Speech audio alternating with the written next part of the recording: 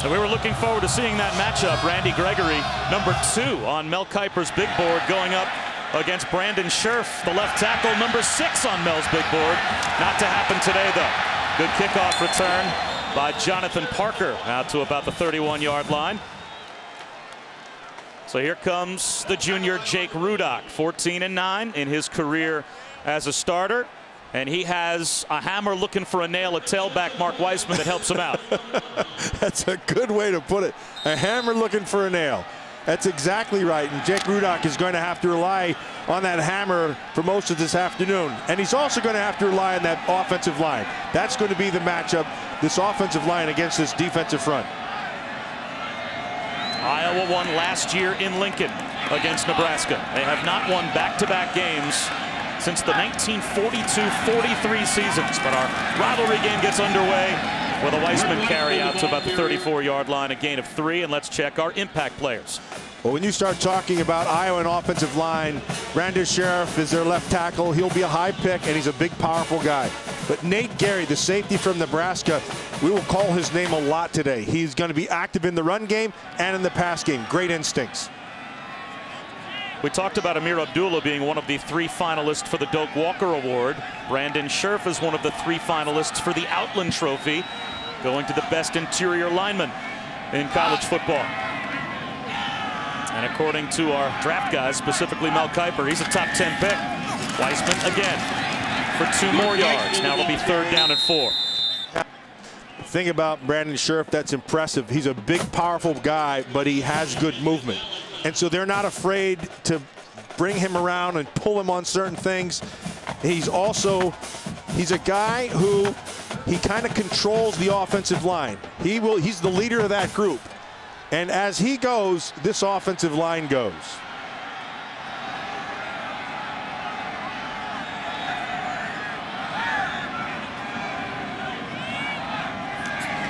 Rudock to throw for the first time. Pressure right up the middle. He'll take off and run. And he's got a first down. Malik Collins was right in the face of Jake Rudock, but couldn't bring him down. Yeah, that's number 7, Malik Collins. You can watch him on the inside. That's a great job beating him to the inside. They isolated that right guard and gave him a 2-way go. And Collins is the next man up in terms of rushing the passer. Gregory out of there. Collins has to kind of take that thing over.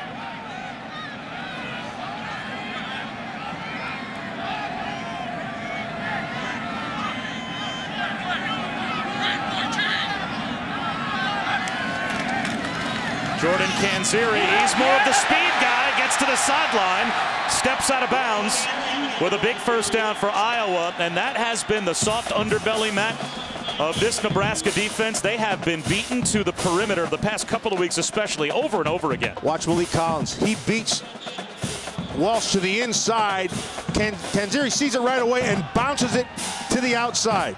If they can get the edge on this Nebraska defense, which has had trouble the last 2 weeks, particularly on that left side of holding the edge, that's a big piece of the puzzle for their running game. Canzeri again. This time he's bottled up. A loss of a yard.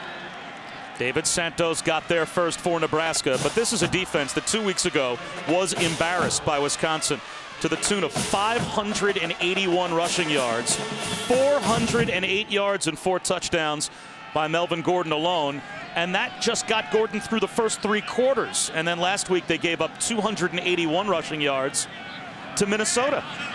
And they're well aware of it. And they know their biggest thing is fits. They need to fit the scheme. Rudock on the slant, wide open is the tight end Jake Duzey, and that's good for an Iowa first down.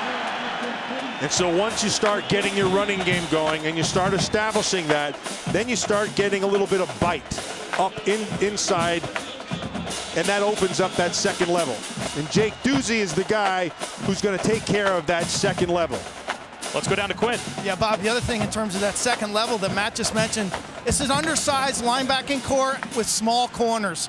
So when running backs get to the perimeter, get to that second level, look for broken tackles. Well, it's Weissman back in now in the eye.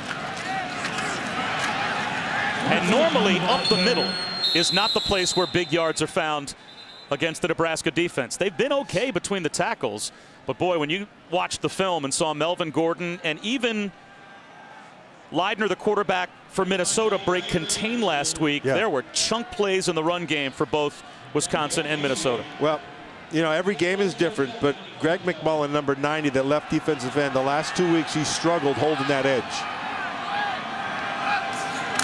Play action. Plenty of room to run for Rudock. Instead, he flips one. And it's the fullback, John Kenny, making only his 3rd reception of the season, but that's good enough for a first down for Iowa. They're in the red zone. Yeah, and what you'll find out of Rudock is a heady player. He's not going to make mistakes. He's going to take exactly what the defense gives him. He doesn't take a lot of chances, and that's a good thing and a bad thing. But if it's there, he'll find it. You saw it right there. Back to Kanziri at tailback. And you'll see a lot of 2 tight end single setback formations from the Hawkeyes. They'll run to that strong side. There's Kanziri with a cutback inside the 10. First and goal, Hawkeyes at the 6. That's just really well blocked. Again, on the edge. And they're taking advantage of not setting the edge defensively. You're going to watch back here on the outside. Just really well blocked. They came down inside with a stun. They took advantage of it. Kanziri, he just follows his eyes. Anytime you're going to have Gary making a lot of tackles, that's a bad sign for this Nebraska defense. Well, 2 of their top 3 tacklers are safeties. One of those, Corey Cooper, out of the lineup today. First and goal. Rudock, quarterback draw. Lost a yard. Malik Collins was not fooled. Look at this Nebraska defense, the 2 guys that are very active. Well, we know about Gary, and I think Gary's an excellent player. But Valentine, 98, and Collins on the inside, those are 2 guys that play extremely well. And they're tough to run against. Malik Collins was 48-0 as a high school heavyweight wrestler. That's why you like him. Oh, I love that guy. He plays like a good wrestler. Second and goal. Play action. Rudock, back of the end zone, knocked away. Perfect coverage by Byerson Cockrell. He's normally the nickel, gets the start at safety today in place of Corey Cooper, who's hurt, so it thins out the secondary, but Cockrell with the breakup. That is extremely well done with Cockrell. Look at the position he has. He stays on that back hip, then eyes find the football, knocks it away. Extremely well played. 3rd down and goal. How big would it be for Nebraska to get a red zone stop to start the game? 12th play of the drive.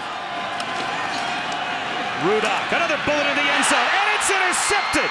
Talk about a red zone stop. It's Nate Gary with his 5th interception of the season. And Nebraska gets a takeaway, and they've got the football. And Gary, all he was doing was called the robber position.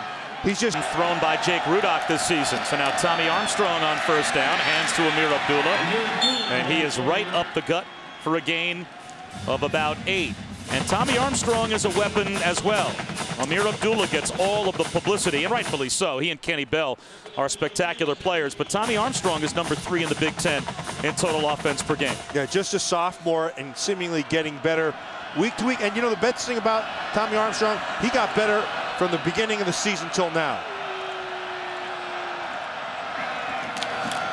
Abdullah again, maybe a yard. Josie Jewell made the stop.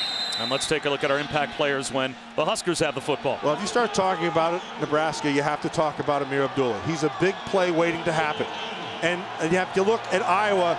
Carl Davis and Louis Trinket-Passat, those 2 defensive interior linemen, those guys are outstanding players. They do a lot of things well, but as they go, this defense goes.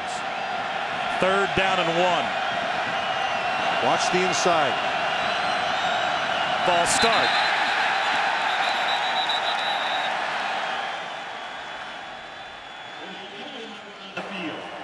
False start. Offense, number 78. 5-yard penalty. 3rd down. Gibbons Price, the right tackle, turns it into 3rd down and 6. in his 7th year as the head coach at Nebraska, Bo Pelini. Only he and Nick Saban have won 9 or more games the last 6 years in a row. But how much patience do Nebraska fans still have with their head coach? That'll be something that we'll talk about throughout the game today. As last season they lost this end of the regular season rivalry game to Iowa. 3rd down and 6. Play clock winding down. Empty backfield for Armstrong. Wants the football and they get the play off. Quarterback draw and it's there. Armstrong into the secondary. Weaves his way for a big 3rd down conversion. Out to about the 28-yard line. Armstrong sees what he sees is man coverage all the way around. See this? And there's no one back here except the free safety. Nobody in the middle of the field. Take advantage of it. Let it develop and then flow.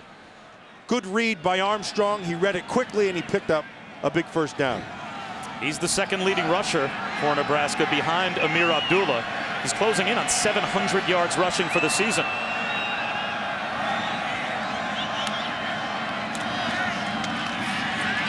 Amani Cross lowers his shoulders and picks up 7 on 1st down. And Amani Cross is the bruiser, at 230 pounds, a really nice compliment to Amir Abdullah at only 195 pounds.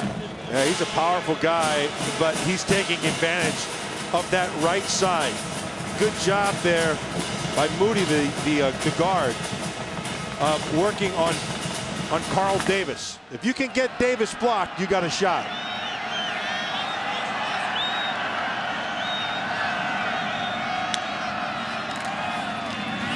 Cross again, and that time they couldn't block Trinka Passat. No gain on 2nd down, and now it's 3rd down and a long 2 close to 3. This is really interesting what Reeves inside does, the center.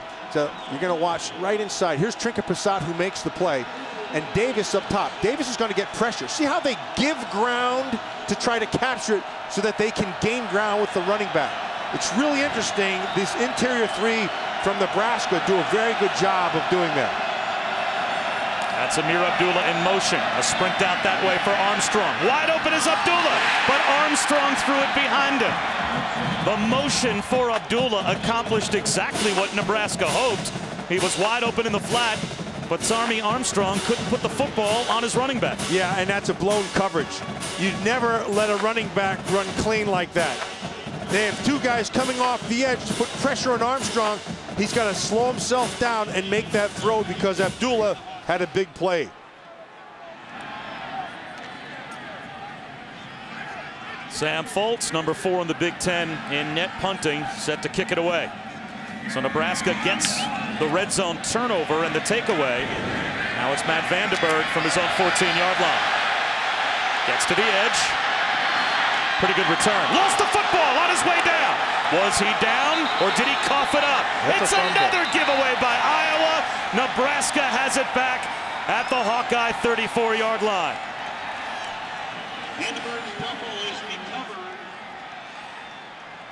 Looks like Chris Jones got the recovery for the Huskers. Yeah, it's out. That's a pure fumble. It's a good call by the officials. Now, you've talked to any coach at any level of football, and the first thing they'll tell you is, we can't give the ball away. You can't beat yourself. Well, in this first,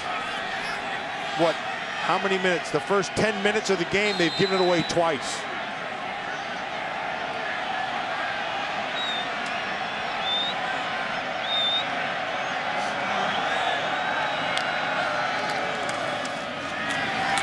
Off to Abdullah to the 32-yard line.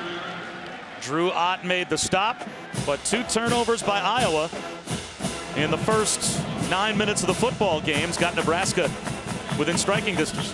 What Nebraska's offense tries to do is they try to spread you, and they try to get you running as a defensive line, and in that movement, that's where Abdullah does a great job of using his vision and his short area quickness. Gets through the hole to second level.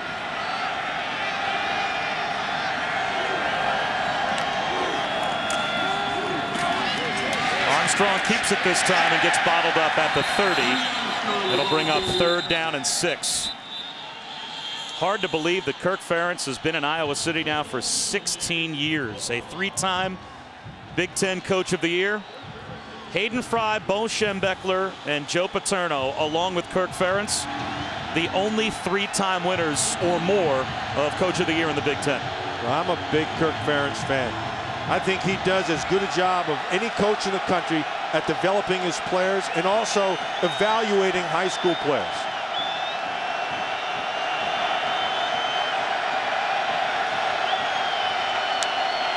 Four-man rush on 3rd and 6. They get a free rusher that Armstrong avoids, but he can barely get back to the line of scrimmage. Carl Davis eventually brought him down. And now what do you do if you're Nebraska? 4th down and a long 6, close to 7. It's just too far to try a field goal. Now it looks like they're going to bring Drew Brown out, and they're going to attempt in frigid temperatures close to a 50-yarder. Yeah, that's just shy of 50 yards. They'll mark it as a 49-yarder, but it's more like 49 and a half. Brown's long on the season is 44. This one from 49. Well wide to the right. So in spite of 2 turnovers by Iowa in the opening 12 minutes, they've got the football back and pretty good. For Iowa so far, they've given the ball away twice, but they dodged a bullet, missed field goal, and a jet sweep on 1st down. Jonathan Parker gets to the edge, and he picks up about 5. Let's go back to that 3rd down a moment ago of conversion failure for Nebraska. Yeah, this is Givens Price, number 78. And there's a thing called cadence. It's what it is your call at the line of scrimmage by the quarterback. Well, Givens Price was the guy who jumped earlier, and he wanted to make sure he heard the call completely, and in the process of that heard nothing and allowed Nate Meyer to get around him. That's something they have to clean up. Kanziri with a cutback to the 40-yard line. It'll be 3rd down and short. Zaire Anderson on the tackle for Nebraska. Let's check in with Quinn. Bob, it's a clap cadence that Nebraska uses, very similar to Ohio State. And the quarterback Armstrong claps, but there's a wall of sound from the north end zone, and Price is out there on an island. He didn't hear the clap. Obviously, he's just a stationary target. Now it's 3rd down and 2 for Iowa. We'll see if they can pick one up. I'll go with Weissman, and he has the 1st down, plowing forward to the 45-yard line. Well, that's obviously a spot, Matt, where you spend all week preparing for crowd noise. The clap cadence is designed to try and deal with the crowd noise as best you can, but that hurt Nebraska on that 3rd down conversion attempt. Yeah, and that's something that they can clean up, and he'll have to tune his ears into that. But the guy Weissman there is a guy who his ears are always tuned in to his name being called and his number being called. He has been such a steadying force for this Iowa offense. Kanziri again. A loss of a yard. Kevin Williams helped out by Daniel Davey on the stop for the Huskers. So now it's 2nd down and long. Yeah, Williams is able to make the tackle. The play was made by a blitzer coming off the edge and forced Kanziri back inside. Williams was able there to be able to take advantage of the call from the sideline.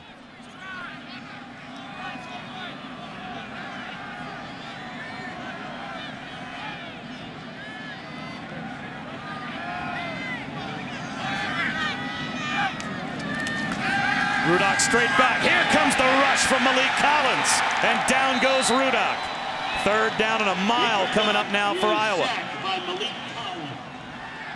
Yeah, he right in here, Malik Collins against Welsh inside. This is going to be the 2nd time that he beats him. He beats him like a drum. 1st time he takes the hard inside. 2nd time he posts that inside shoulder and gets right to the edge. Malik Collins, they're going to have to help on Collins because Welsh is struggling right now with him. 3rd down and 20 for an offense that is not a chunk play group. Rudock has all day. He's going to look for a chunk play up the seam, and a flag comes out. Cavante Martin Manley was the intended receiver, and he got held.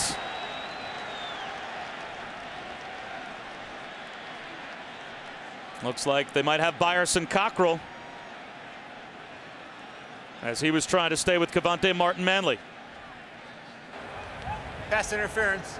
Defense number 10. 15-yard penalty. Automatic first down. Check that. Josh Kalu is called for the foul. Well, it's still Martin Manley, and they know you got Kalu in the slot.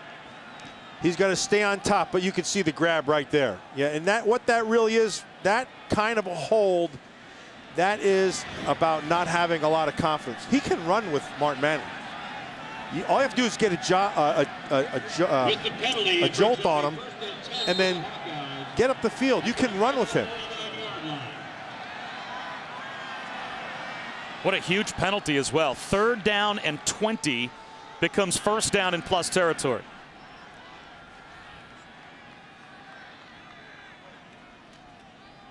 Weissman on what should be the final play of the first quarter for a gain of close to 5. So we're still scoreless, but Iowa back in Nebraska territory. And Matt Vandenberg fumbled a punt, and yet Nebraska unable to get on the board. And now the Hawkeyes start the second quarter with 2nd down and 5 in Nebraska territory. They stretch it again with Jordan Canzeri. Strong run and a 1st down. Canzeri has been nursing hip and ankle injuries all season. Mark Weissman, of course, is the workhorse, but Canzeri has a little bit of a burst to the edge, and Matt, that has been the areas we talked about that Nebraska's defense has struggled. Yeah, they have, and Canzeri, when he's healthy, is a pretty good little player. And he's a guy who can get to the edge, where Weissman is the guy who's the hammer between the tackles.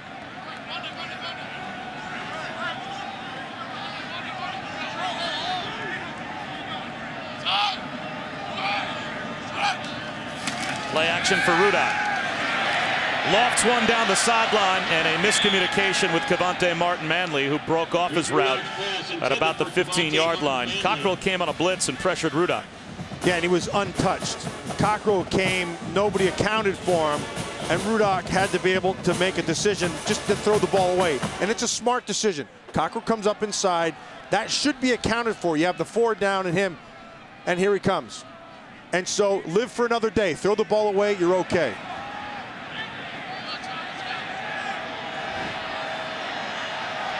Confusion, Nebraska trying to get lined up on defense. 2nd down and 10. They rush 4. Rudock underneath. Very close to a 1st down, the tight end Ray Hamilton, and it looks to be good enough to move the chains for Iowa. Hamilton and Doozy are a big part of this offense, and especially in today's game, because Nebraska's linebackers have struggled a little bit in that second level. I would say if there's one area of this Nebraska defense that's not up to their normal standard, it has been these backers this year. They lost Michael Rose to a knee injury in summer camp. He was a true freshman that started at Mike linebacker last season. Rudock on a rollout. Dumps one, a little bit too high on the carom. Intended for John Kenny, almost intercepted. Zaire Anderson on a dive, almost scooped it up. Nearly another Iowa turnover. And an opportunity when that ball's in the air. When that ball's in the air, the difference between a good play and a great play is go get it. Now he just flips it up there. Right here, it's anybody's call. Anderson, missed opportunity.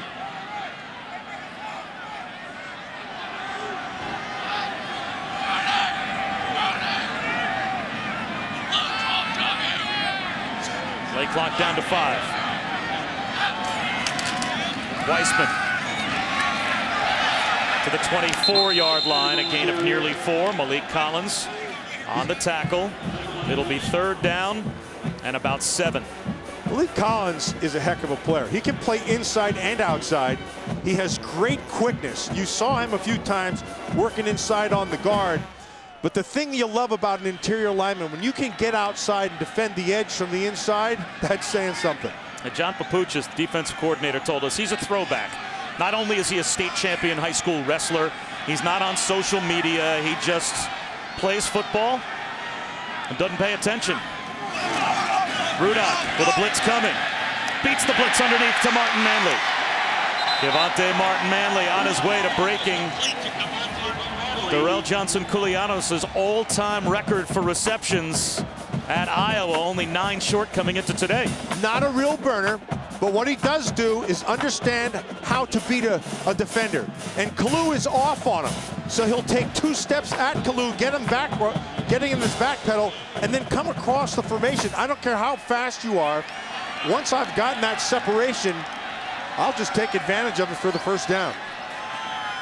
Iowa has had the ball for 12 of the game's first 18 minutes.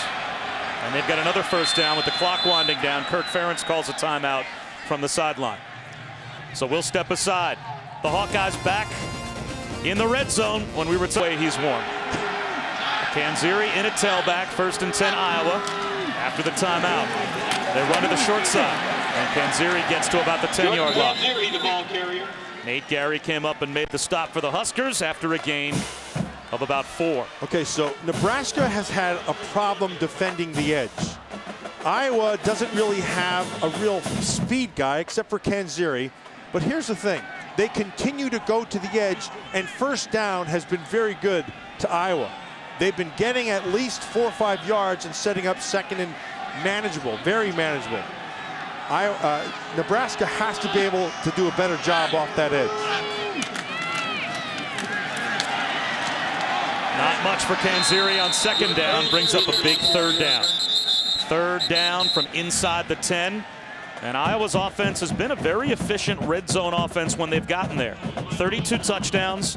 This is their 40th trip, but their only trip so far to the red zone today. They turned it over on their opening possession when Rudock was picked off by Gary.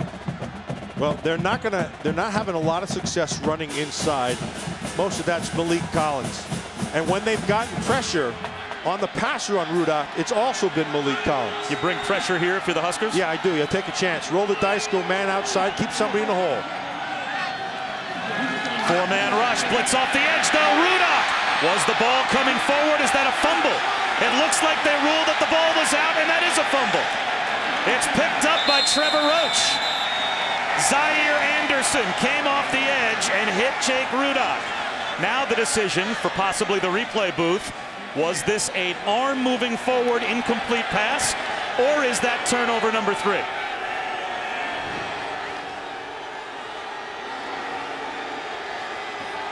That's a fumble. That's a fumble. He hit the ball before his arm ever started moving. Right there. His arm was going back to start a forward motion. The forward motion was started by the hit. The ruling on the field was that was a fumble recovered by the defense. The previous play is under further review. You can see all around this stadium, all the fans in black and gold making a motion saying his arm's coming forward, and they're going to go upstairs to the replay booth just to make sure. But Matt, you're pretty emphatic, and it looks like you're right. This ball is out of his control before his arm starts moving forward. The fans saw the ball travel forward. Right. So they figured that was an indication that he still had it in an incomplete pass. But here's another look, and it was ruled a fumble on the field. It'll stay that way, I believe. Zaire Anderson is the one who starts the forward motion. His arm's going backward. Zaire Anderson comes off the edge and hits the arm, which is what you're taught to do, slap to the ball, and that actually starts his forward motion. You're going to see it right now. Arms coming back, boom. He forces that ball forward, and that's the impetus for the fumble. That's a great call by Nebraska. After review, the ruling on this field is confirmed. It's a fumble recovered by Nebraska. First down. That's Mike Cannon, our referee, delivering another game-changing, momentum-changing play as Jake Rudock now has a red zone interception to go along with a red zone fumble. Again, Iowa today, Matt, coming into this game, the only Big Ten offense without a red zone turnover. They've now turned it over twice in the red zone here in the first half. And we're still scoreless.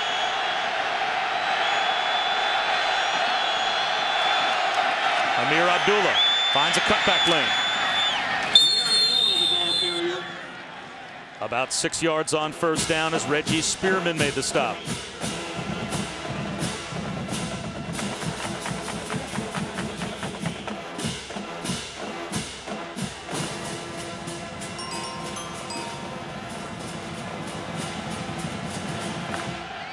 think a couple eyes might be on ESPN tomorrow night at 7:45 when Auburn and Alabama play in the Iron Bowl. I know mine will be.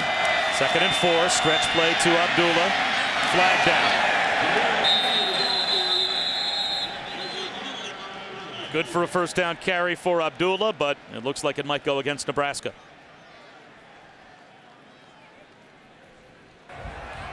Holding. Offense, number 35. Half the distance to the goal. Replay 2nd down.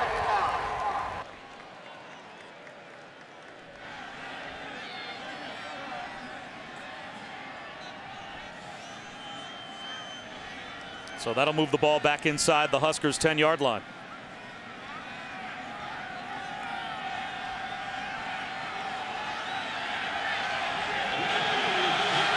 Watching on film, Iowa, not a team that seems to dial up a ton of pressure because they've got so much faith in that front four. But you wonder if at some point they might try to heat up Tommy Armstrong if they can, with Nebraska backed up inside their own 10-yard line. I'd be careful, as Armstrong's feet can beat you. You get caught in a blitz, he could take it to the house. They'll keep it on the ground with Abdullah, and he can't even make it back to the 9-yard line. Gain of a yard. So now it's 3rd down and 12, and the penalty really hurt the Huskers, as they're just going to try, if they can, and keep the drive alive and avoid giving Iowa what would be great field position if the Hawkeyes can get a stop. Well, this whole thing has been dominated by the defensive line of Iowa.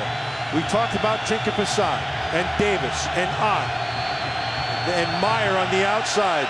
Those 4 have been the difference for this Iowa defense.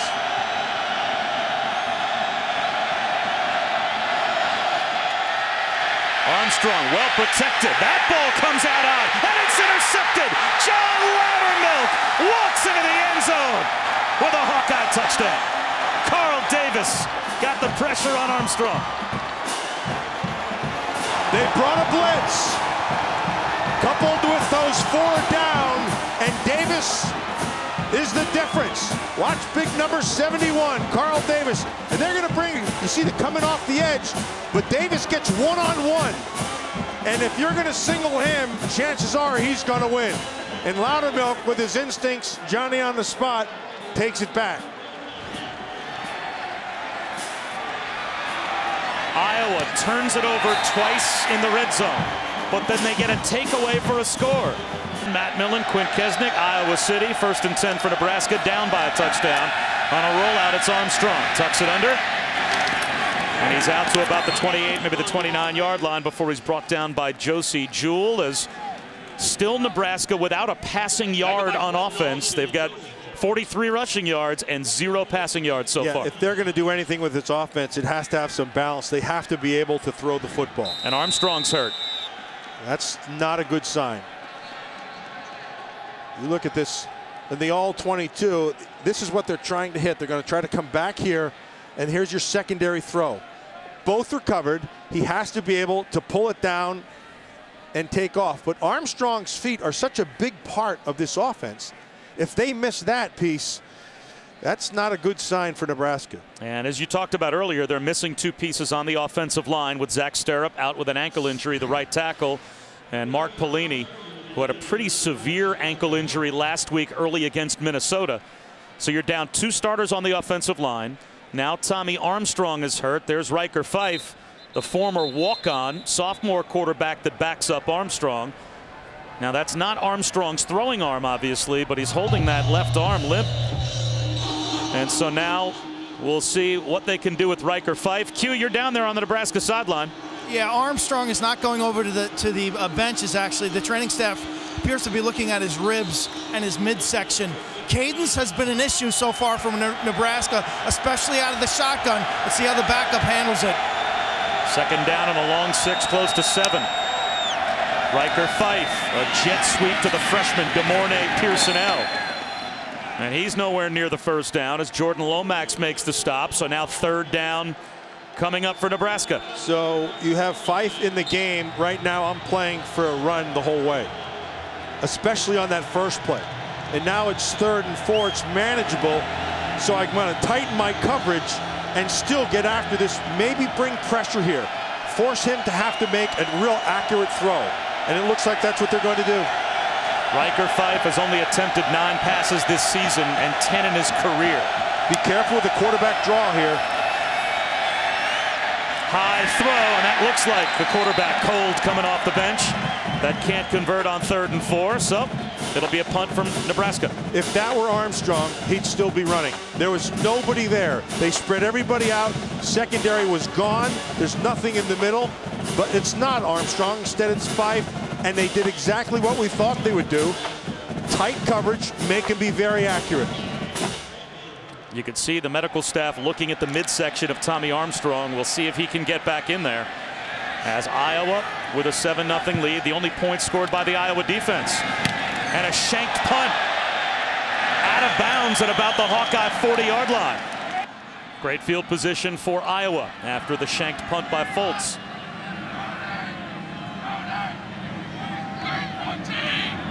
He's reading man coverage and the safety drop down. Weissman on 1st down for 4 yards, brought down by Trevor Roach. And our first opportunity to head back to the studio and say hi to John Saunders.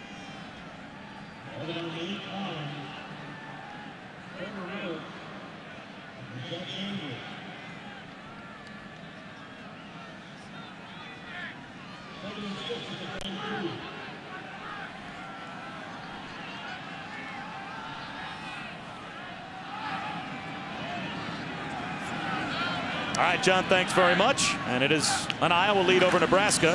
Here's Kanziri, nowhere to go. Nate Gary read that from the start, knifes through and makes the tackle for a loss of a couple. Now it'll be 3rd down and 8. Then we start talking about instincts with Nate Gary. He has a very good feel of what's happening. Now he knows they're going to try to get to that edge. Kanziri's in there for a reason. And so all he does is just let it develop and run inside out. This kid, you're going to watch him play on Sundays. Just a sophomore, his best football's ahead of him. That's just what Bo Pelini told us as well. Thinks he's an NFL player. 3rd down and 8. 4-man rush. Rudock well protected. Bullets went over the middle. Somehow it squeezes through, and it's scooped up by Martin Manley for a Hawkeye 1st down. He was bracketed, and somehow the ball got through. Yeah, Zaire Anderson thought he was going to have a play on this ball, but Rudock does a great job of threading the needle. This is a really small window. See, Anderson's on the front side. He doesn't get his head turned around in time. 15-yard gain and a 3rd down Hawkeye conversion. Now it's Weissman back in at tailback as Zaire Anderson had a chance to knock one down and did not. Play action, man coverage on the outside. Rudock lets the route develop, and was that beautifully run. Cavante Martin Manley. Now this is on the outside. Yeah, this is on Rudock's shoes. This is very good job of recognizing what you have. Look at this. You got 1, 2, 3, 4, 5, plus 3. That's an 8-man front, and he knows what he has on the outside locked up. So they go play action, and then just come across to the outside. He knows he has Martin Manley. Well done by Rudock. Cavante Martin Manley, only 6 catches shy of setting a brand new Iowa record for most career catches. Kanziri turns the corner to the 14-yard line. 6 yards on 1st down. Run out by Trevor Roach.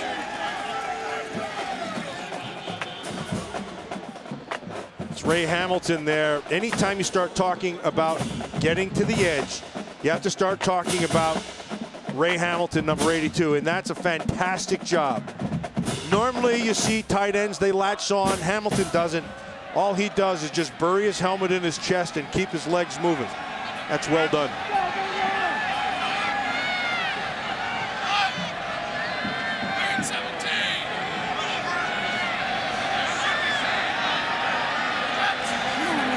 Weissman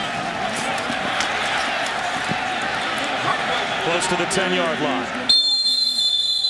How much of this is Rudock checking to a run at the line. He's close to a 4.0 GPA, microbiology pre-med major.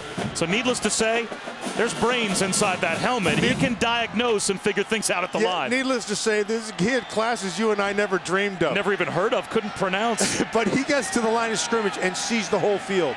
And he knows what he can get to. And what he also knows is when he has Weissman, he's going to get him behind Brandon Scherf, that left tackle, and take advantage of the movement. 3rd down and 1. Left side. Weissman, and that looks to be an Iowa 1st down and then some. 1st and goal for the Hawkeyes. Now, Kirk Ferentz told us with Jake Rudock that not only is he being underappreciated and nothing affects him, but they've had several Wednesdays this season where they've adjusted their practice schedule because Jake Rudock has to go to organic chemistry class, where obviously you would have found us sitting at the front lab table back in the day. Yeah, absolutely. Organic would have meant to us, what are we eating that day? Oh, organic. Got it. What's at the media buffet?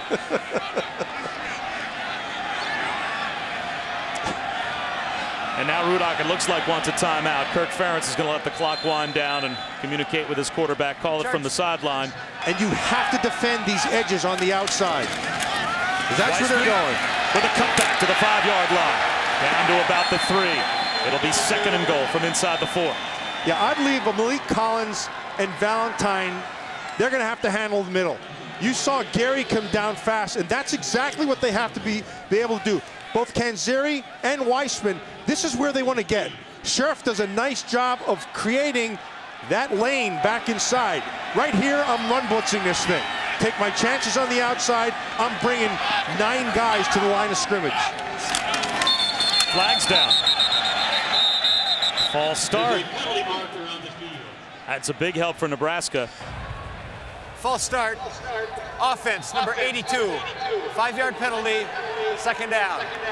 First Iowa penalty, and this is a team that has been spectacular in terms of keeping their penalties down all season. Yeah, that's normally the hallmark sign of a Kirk Ferentz coach team. They are usually not sloppy. They're very disciplined. So now you have a little bit more room. 2nd and goal from the 9. This is still, oh, they spread everything out. I don't believe I was going to trust Rudock with any kind of, oh, Kanzeri's back in. They swing it to Kanzeri in the flat. Makes a man miss. No, gets tripped up at the 5. He almost spun past Nate Gary, but Gary tripped him up, and now it's 3rd down and goal. Gary's a terrific player. He sees the field. He's very active. He's inside out. Has a good sense of what's going on. So now if you're Nebraska, do you bring pressure on 3rd down? I do. I put it back on that quarterback. I put everything back in him to make a nice, tight throw. Play clock at 10. Still Kanzeri in to the left of Rudock.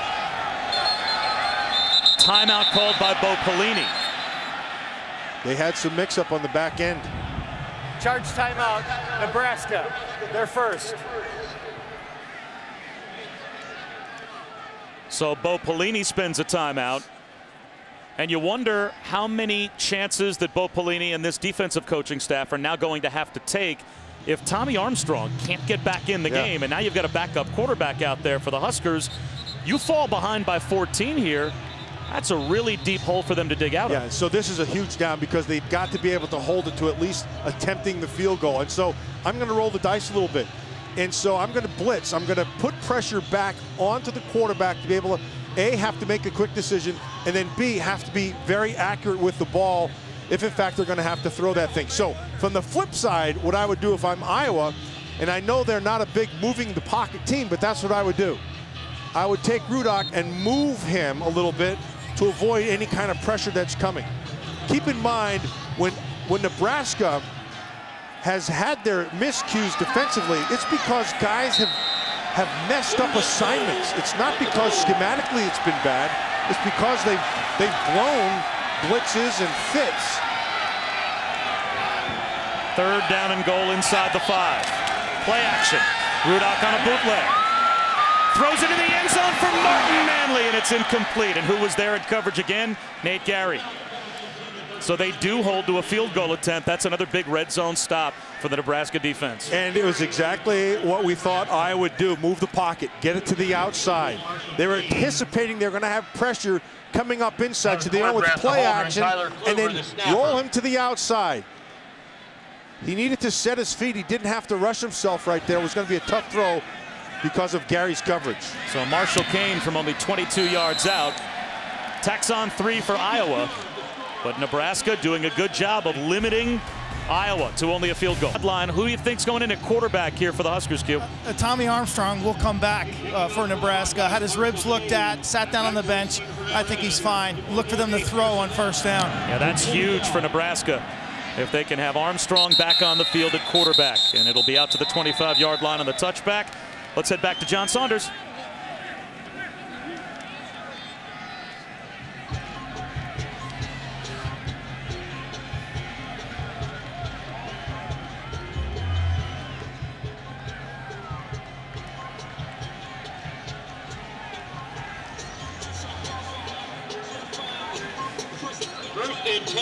It's 10-0 Iowa here at Kinnick Stadium. Tommy Armstrong has yet to complete a pass. No passing yards at all for Nebraska.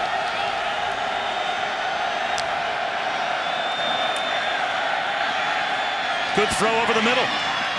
First catch of the day made by Jordan Westerkamp, and that should be good enough for a first down. And it is. Coming up on the Capital One halftime report, John Saunders and Mac Brown will discuss TCU's domination of the Horns last night. LSU surviving at A&M. And how about the Bruins going after the Pac-12 South? Armstrong looks for a big play to Bell, and that might have been intercepted. Desmond King picks it off, and Iowa has the ball back with plenty of time to add to their lead before halftime. Desmond King had perfect position on the receiver. Watch him hang the outside. Now get on his hip. Bell never really, he had an opportunity to be able to get between the defender and the throw, but King did a great job of coming back underneath and making that play. Desmond King, kind of the classic Iowa player, under-recruited. He committed to Central Michigan, then Ball State, and then finally, late in the process, Iowa made an offer, and he ends up in the Big Ten as a mid-season first-team All-Big Ten pick from ESPN.com, and comes up with the interception, his second of the season. And Rudock tries to go to work. He wants a bomb down the sideline. Incomplete, intended for Damon Powell. And that was excellent coverage by Josh Mitchell. Mitchell does have good coverage, but both of those throws, the last two throws that we saw, were not good throws. That ball, if they're going to make that ball, you got to get a little bit more air under that thing. This thing hangs in the air just a little bit too much. And on the interception earlier from Armstrong, that ball needed to be thrown out a little further, and Kenny Bell was on top of that. Still plenty of time for the Hawks. They've got 1 minute 16 seconds and a timeout. Rudock finds Powell. The ball's ripped out. Josh Kalu pulled it away, and it's another takeaway for Nebraska. What a huge play by the Huskers defense with 1:07 to go before halftime.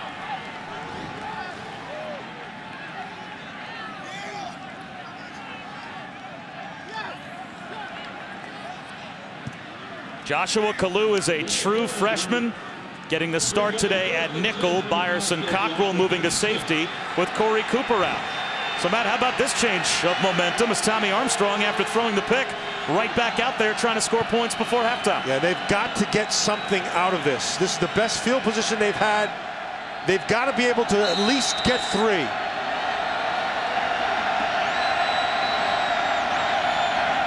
Iowa shows us if they're bringing pressure, and they do. Armstrong steps up and is brought down. Tommy Armstrong, Quentin the ball Alston carrier, brought him tackled down, by but it was the pressure from Bo Bauer out on the edge that changed the protection up front. Yeah, and forced him to come back up inside, and Alston's able to clear it up. This Iowa defense has met every challenge so far in this half.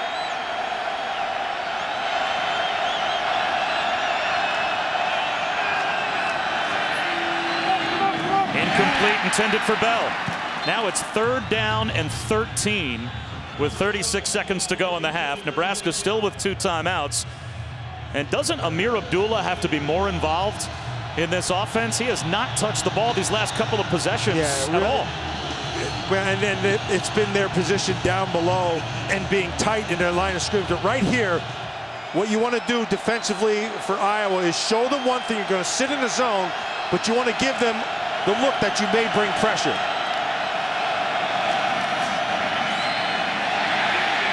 Armstrong deals it down the sideline. Ethan Carter inside the 10. The tight end leaked out, and Iowa lost track of Carter. And now it's 1st and goal on a big 3rd down conversion. That whole thing comes down to Armstrong. He had great sense of knowing where the line of scrimmage was because it was close. As he approached it, he had that in the back of his head. As you're going to see, the line of scrimmage is right here. And as he takes off to run, he has a feel, and that's really well done. Interesting personnel group now in the game for Nebraska. They've got Terrell Newby out there, a pair of tailbacks to either side of Armstrong on 1st and goal. Play action. It's open in the back of the end zone, and Armstrong's got a touchdown pass. It's Amir Abdullah who leaked up the seam, and Nebraska gets the touchdown, and they are on the board before halftime. That whole 7 points is completely on Armstrong. It was his feet for the big play down to the sideline, and in this one again, he's able to find Amir Abdullah. You're going to see Abdullah in the backfield right here. He's going to sneak down right inside, and they just blow the coverage on him. There's no one on him. Their eyes are in the backfield, and Abdullah's behind them. Not a good thing. 20 seconds to go in the half, and Nebraska turns the turnover into a touchdown, and it looks like we'll have a field goal margin at the break. Yeah, here's Amir Abdullah, and so you have to be able to account for him over here. But you're going to watch, he's just going to come right through. Nobody even looks at him. Yeah, one of those backers had to have him. You got the outside backer, Bo Bauer, taking the guy to the outside, and then on the inside, you had Alston in there and Jewell in there, and just ran right past him. So a blown coverage, and the net result is Armstrong's able to find him for the 6. And that was not an easy catch. No. Amir Abdullah did a really good job of adjusting to that ball that was thrown behind him. As Tommy Armstrong, that was a fastball. So Amir Abdullah with his 3rd receiving touchdown of the season and his 21st overall touchdown this year. And remember, Nebraska starts the second half with the ball as well. They won the toss and deferred their option. So they have a chance to string together possessions here. And how big now does the strip by the true freshman Joshua Kalu loom as Iowa was in position with a timeout and plenty of time to go down and maybe make it a 3-possession game at halftime. That is a really, really heady play by Kalu. A bunt of a kickoff that Parker will field on a hop at the 6. Brought down at the 30-yard line. And Saturday night on ESPN, it's college football primetime presented by Hampton Hotels. At 7:45 Eastern, it's the Iron Bowl. Alabama at Bryant-Denny this year in Tuscaloosa in a rematch of last year's epic game with Auburn. Saturday night, 7:45 Eastern, also live on Watch ESPN. So now 13 seconds to go in the half, and with only 1 timeout, the Hawkeyes will take a knee, and that will take us to halftime. Kirk Ferentz will tell his team, don't beat yourself, because that's all you did in the first half. Wouldn't you think Bo Pelini would say the same to his team as we head down to Quint on the field? Coach, outside of the turnovers, what was the single key development in that first half? That's the whole game right now. You know, we've been playing well, but you got to hang on to the ball. Thanks, Coach. Nebraska won the toss, deferred their option. So they'll get the first possession of the second half. And Kenny Bell lets this one bounce through the back of the end zone. And let's check in with Quinn. 3rd down defense must be improved if you're Bo Pelini in this Nebraska Cornhusker squad. That's what he told me. Gave me that as one of the bullet points. Second will be the right tackle position. They've really struggled backing up today Gibbons Price with a false start penalty, a holding penalty. They made a change late in that second quarter to number 59, Matt Finnan. So look for hopefully improvement if you're a Nebraska fan there. And then lastly, just be survivors. This team is banged up. It's the last game of the season. They're mucking this game up, trying to keep it close and find a way. And Quint, to your point, Gibbons Price on the bench, and it is Matt Finnan that will start the second half at right tackle as he ended the first half. On a keeper, face-to-face, Tommy Armstrong is stood up by Nate Meyer. A loss of 1.5 yards, and we have... He's up and looking, and he's calling. Second down and long. Again in the backfield, nowhere to go for Tommy Armstrong. And there's Carl Davis, the interior of that Iowa defensive line. That's their strength. Yeah, Carl Davis, he just came from the backside. They actually went away from him, and he took the inside move. And then once he gets a hand on you, here he is right here. See, the center went the other way, the guard went the other way. Carl Davis was left all alone. Third down and 15.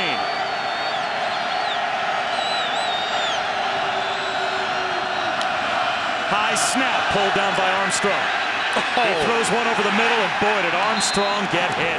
Well behind Westerkamp, his intended receiver, and now Tommy Armstrong, who got waffled by Louis Trinca-Passat, is very slow to get up. And so they run a stunt on the inside is what they did between Trinca-Passat right here, Trinca-Passat, and Davis right here. And it's going to go this way. And so you have to be able to pass that off. And it's a great pick by Carl Davis on Thurston. And he just takes him out and gets a one-on-one with Trinca-Passat to the other side. And the net result is a helmet to the kisser. Foltz with a line drive kick. Fielded at the 41-yard line. Returnable, and breaking tackles is Matt Vandenberg, close to midfield. And he's gotten better as the year's gone on. He's fun to watch.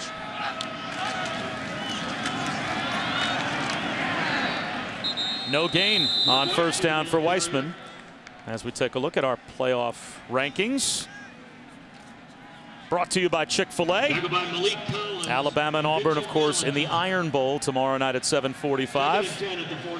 The Egg Bowl of Mississippi State and Ole Miss, but how about the game TCU played?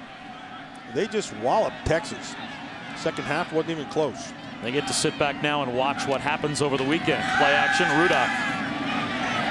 Wide open. It's the fullback, John Kenny. And he's got a first down into Nebraska territory. Just watching Rudock, it's different when you watch a guy live as opposed to tape. And the one thing I'm picking up here with Rudock is he sees the ball, but it doesn't come out as quick as it should. I mean, he sees the field rather, but he doesn't. The ball should come out a little bit quicker and allow his receivers to do something with it after the catch. The guy's open, he just waits just a tad too long.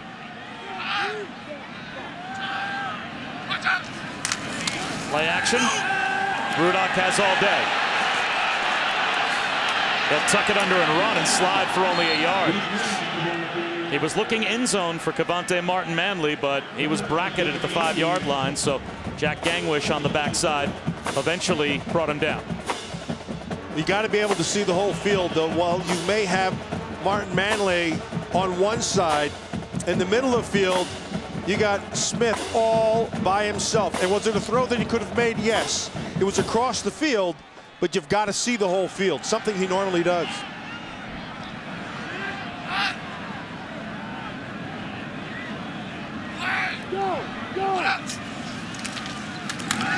Kanziri to about the 37-yard line before he's brought down. And now a big play. Early in the third quarter, Iowa by a field goal, third down and about 5. They're not in field goal range yet, you wouldn't think, here at the 37. But what they did do is got to third and manageable, so it's not third and long. Anything 3rd and 5 they feel good about. That gives you all your intermediate throws in play, and also you can still run it. You could see the Hawkeyes better than 50-50 today on third down at 5 for 8. Here comes a blitz. Rudock throws right behind the blitz. Into the open field is Tavon Smith. Touchdown.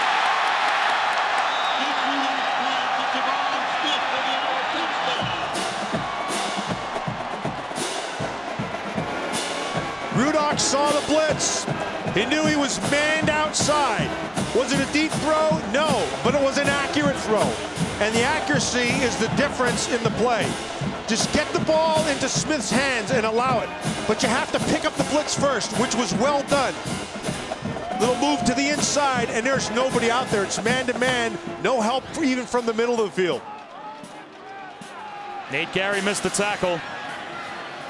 And Rudock threw the ball out to Tavon Smith, right where the blitz came from. To get the football back, Bob Wischusen, Matt Millen, Quint Kesnick. Here at Kinnick.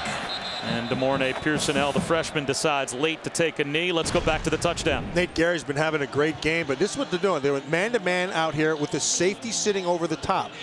They're going to bring this corner. This half the field belongs to Nate Gary. So you have to take a great angle. You have to come inside out, not outside in.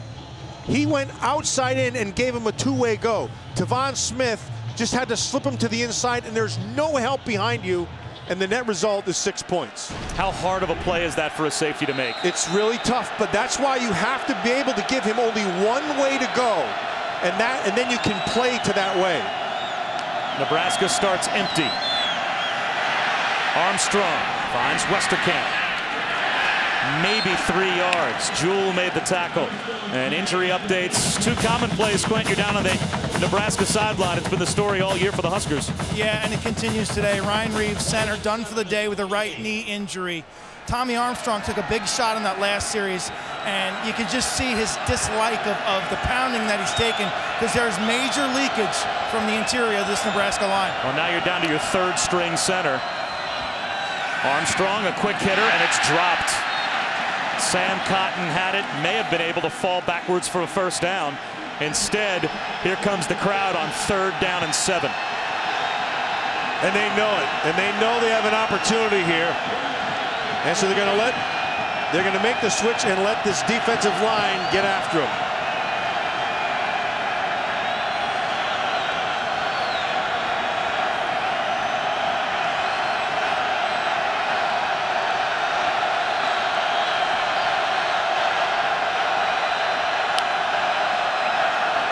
Man rush.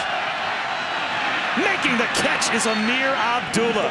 And that is good for a huge Nebraska first down. That's a nice job by Amir Abdullah. John Loudermilk does a very good job of coverage and gives him one way to go. He's right here sitting in the slot. Loudermilk has to take away the inside and then play to the outside, which is what he does. They'll make the tackle. He does all those things right, but Amir Abdullah has enough to get the first.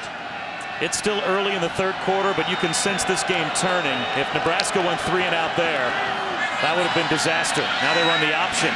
The late toss to Abdullah. And a good job to string the play out by that Iowa defense. You said it right. As long as Armstrong is running sideline to sideline, you're in great shape. And you want him to hold the ball and go this way, because you're not gaining any ground. See Ott right there? That's really well played by Ott. Bowers on the outside, gave nowhere for that ball to be pitched. Well played defense. Only a gain of a yard. 4-man rush on 2nd and 9. Armstrong, better protection, and a catch made about 3 yards shy of the first down. Quentin Alston tied up DeMornay Pearsonell, the freshman. And they will mark him down at the 42-yard line. So 3rd down and 4 coming now. Which now Armstrong's feet become part of the equation, and you have to account for them. You can still spread everybody out, but you better get somebody on his feet, because he'll take it off. He'll take off and run. Even right here. Look, there's nothing back here. You can do a quarterback draw here. Now they bring Quentin Alston down into the box, showing blitz. Armstrong over the middle. It's tipped, intended for Bell. It was Alston that was near the line of scrimmage and then sunk deep in pass coverage. And it's 4th down. And again, the Huskers have to kick it away. Yeah, Alston did a very good job of getting his eyes back inside on the quarterback and reading those eyes where he's going to take the ball.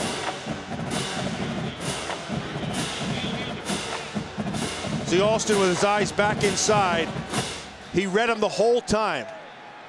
They were anticipating man, which the quarterback generally will. Oh, it's fumbled. And unable to It caroms backwards. Inside the 15. Scooped up. That's going to be an Iowa touchdown. And it's Drew Ott that runs it in.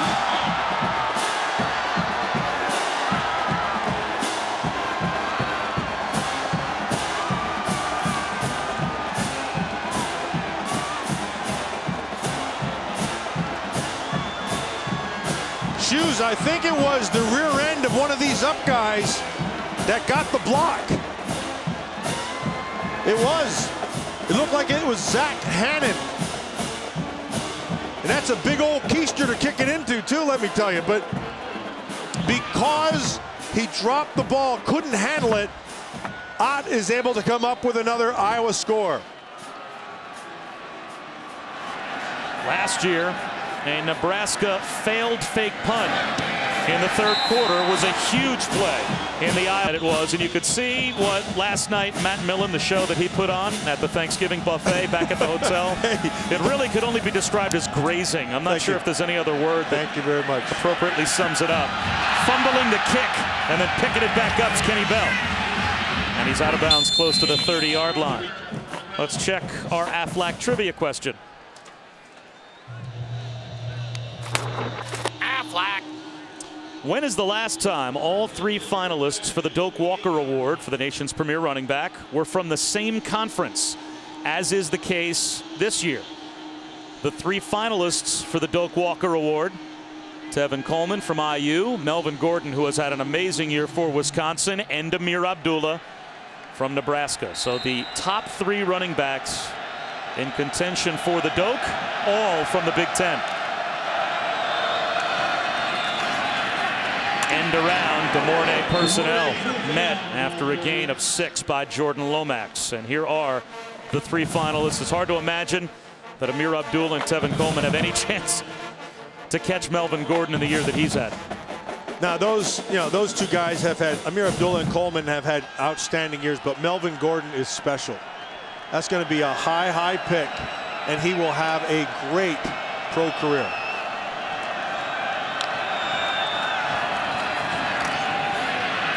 Once again, it's Pearsonell. Again, it's Lomax. But that should be good for a Nebraska first down. And this, you'd have to think, even with 23 minutes of football left to play, it feels like a must drive for the Huskers, having given up the special teams touchdown. Yeah, they've got to get points out of this. Even if it's 3, they need 7, but they've got to get something. Amir Abdullah finds a crease. Runs through a tackler. Amir Abdullah inside the 20. Stays on his feet down to about the 8-yard line. There's a star running back doing what he can to get his team back in the game. Did I mention his toughness? If I didn't, I was remiss. As this guy, he's got all the things you need. He's not a real big guy, but watch his resolve. He refuses to go down, runs right through tackle after tackle. That is just really well done. Bo Bowers does a nice job of trailing him to get him to the ground. Now it's Amani Cross in a tailback. Play clock down to 10. Tommy Armstrong maybe changing the play. He wants to throw for it. Into double coverage, and it's almost intercepted. Jordan Westerkamp was the intended receiver, and on the carom, John Loudermilk almost had his second pick of the game. Desmond King was there as well. Loudermilk 37 sitting in the back here. They're gonna try to get down here to the corner. This is wide open. That's where he needed to get to the ball. They dropped the coverage. Loudermilk took his guy deep, and the corner dropped his coverage. If he'd have thrown it underneath here to walk in. Armstrong with a flag down to the 2-yard line.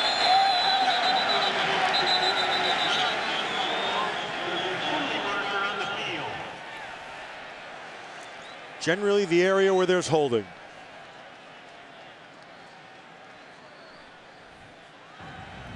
Holding. Offense number 59. 10-yard penalty. Replay second down. That's Matt Finnan, who is now at right tackle in place of Given Price, who got the start because Zach Sterup is hurt. It's right up top here. Zach Finnan. They're going to try to stretch this thing. See how they take the wide lateral step? and he gets into the linebacker on Bauer, and I don't know about that call. Well, either way, it really hurts the Huskers. Yeah. Now it's 2nd down and goal, but all the way back to the 18. Abdullah back in the game. Under pressure is Armstrong. Shovels one out on the edge to Newby, but it's incomplete. Now it's 3rd down and goal from the 18. Yeah, and that 3rd down is brought to you completely by Carl Davis. As Davis breaks through and puts the pressure on Armstrong, and he rushes himself to make that pitch. Watch Carl Davis on the backside. Nobody touches him. He just runs through. Armstrong feels him and knows he's in trouble and sets up this 3rd down.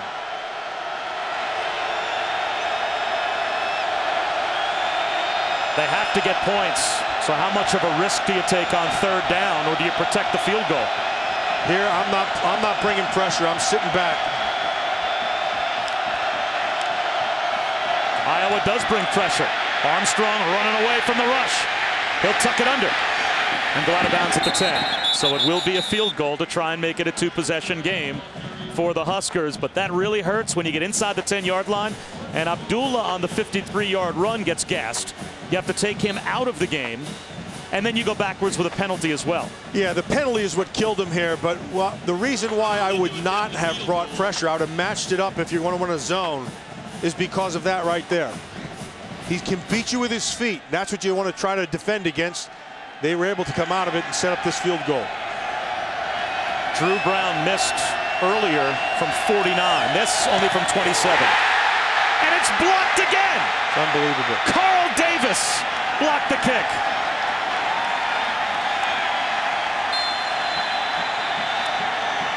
And once again, Nebraska comes away empty. Did you see how long it took for the official to blow it dead? They were waiting for the guy to make a football move. That ball could have been advanced.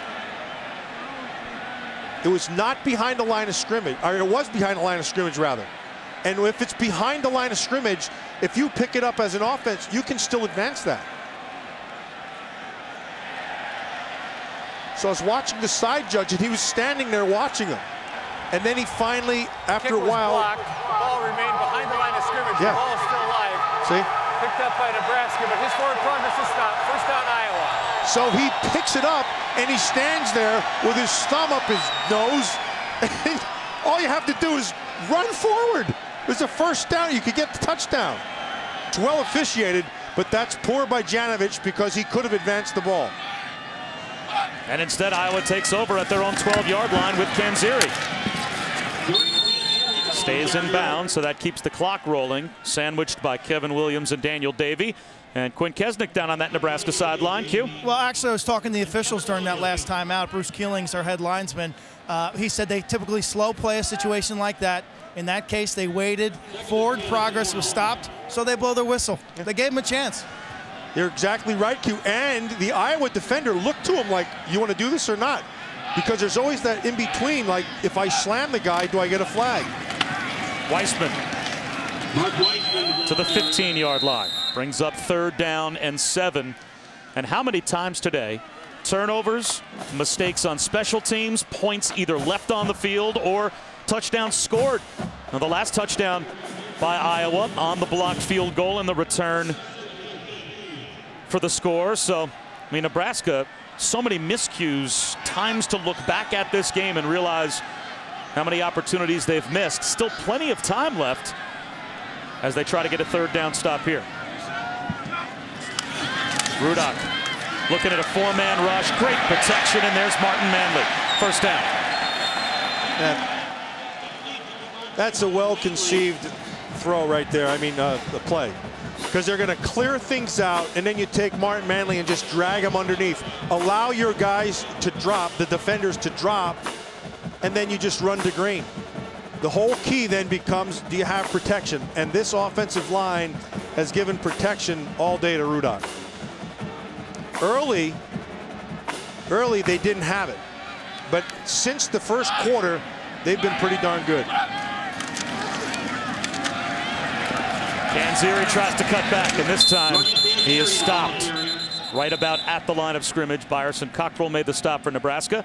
2nd down and long. So it appears that the last 2 weeks they finally cured the edge problem here in the third quarter.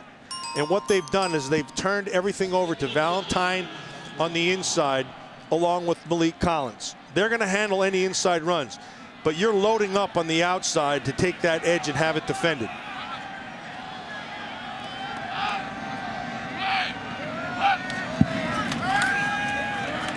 Rudock with all day again. Throws into triple coverage up the seam. Intended for the tight end, Ray Hamilton. Maybe not the best decision by Jake Rudock. Third down. That's a nice way to put it. I, however, would say lousy decision.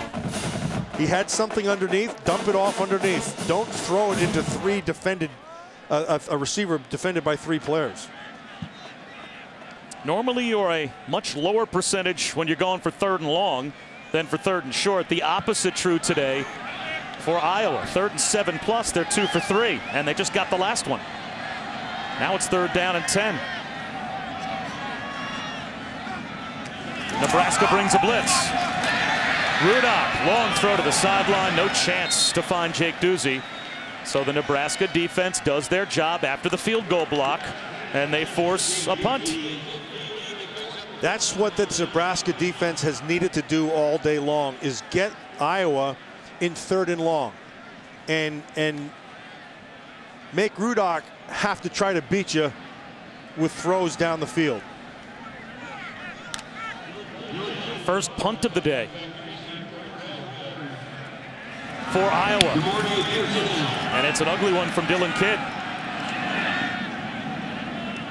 Takes a Hawkeye bounce to about the 36-yard line. Time now to answer our Aflac trivia question. Aflac. When's the last time all 3 finalists for the Doak Walker Award were from the same conference? The award that goes to the nation's premier running back. It's a tricky one. That's a trick question. Never. And this is the first time in the 25-year history of the award that the top 3 finalists all from the same league. And they are all from the Big Ten this year. Amir Abdullah had a 53-yard run to get Nebraska down inside the 10-yard line, but again they came away empty. Now they start at their own 36. Play action.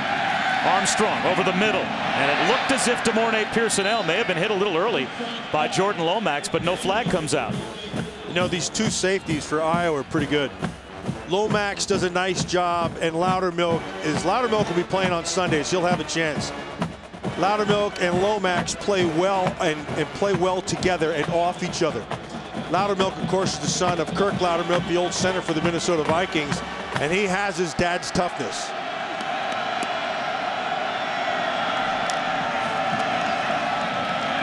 Abdullah cuts it back. He's got a first down and more. There goes Amir Abdullah again to the 37-yard line of Iowa.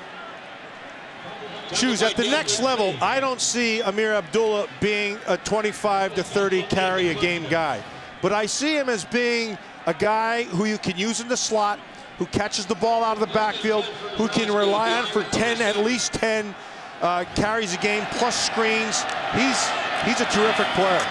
Now it's Amani Cross to the 31-yard line, a gain of nearly 6. And when they have gone to the ground game, they've had some success. You wonder, Amir Abdullah gets one big run, goes to the sideline. Now they go to Amani Cross. They got down inside the 10-yard line, and all of a sudden started to throw the ball in the end zone. Yeah, sometimes that happens with offensive coordinators when they figure, well, you're not going to allow us to do this. They'll load up the box. So let me show you, this passing game. Just stick with what works. Now it's the freshman, and he gets tripped up. Pearsonell brought down by Mike Hardy. That's a loss of a couple. Now it's 3rd down and a long 7, maybe 8.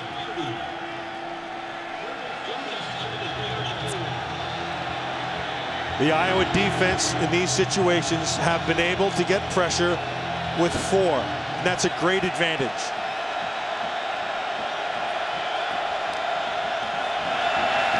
Armstrong rolls out. Will he run for it? Buying time. Instead, he'll look to the end zone. He's got a man, and it's a touchdown. Tariq Allen got lost behind the Iowa coverage, and Nebraska's back in the game. That's all on Armstrong. Great job of buying time They roll him out, use his feet, but his eyes stayed down the field. He had patience. He just takes his time. Look at his eyes. He knows that's really well done. Somebody dropped the coverage back there somewhere. It looked like Desmond King, the corner, was the closest to Tariq Allen when the ball finally got to the end zone. But Brown adds the point after, and now it's a 10-point game with 1:44 to go in the third. Let's see what they did. They're going to come. It looks like they brought 5, which would indicate a blitz, generally man. Here's King down here on Bell. He just runs right through the middle. There's nobody there. It would have been Lomax, perhaps. Lomax may have dropped that coverage to the top side. King did his best to recover, but that obviously wasn't his man. But how about that? The number of times Nebraska has had a chance and getting down even into the red zone and not finding a way to score points. And now one blown coverage makes it a very interesting game with 1:44 to go in the third. Yeah, still a lot of time. A lot of time left in this game for Nebraska to be able to capitalize on what right here of what they've done well now is Amir Abdullah's had a couple of big runs, and then Armstrong's been able to buy some time and find plays down the field.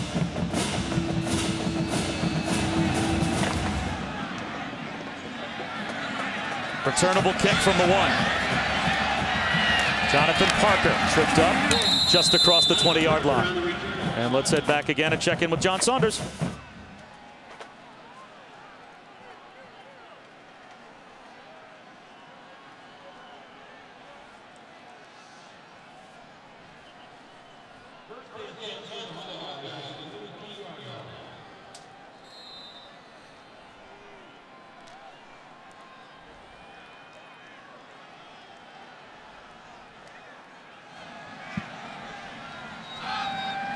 Well, it's 24-14 here, John, at Kinnick. And it's Weissman on first down.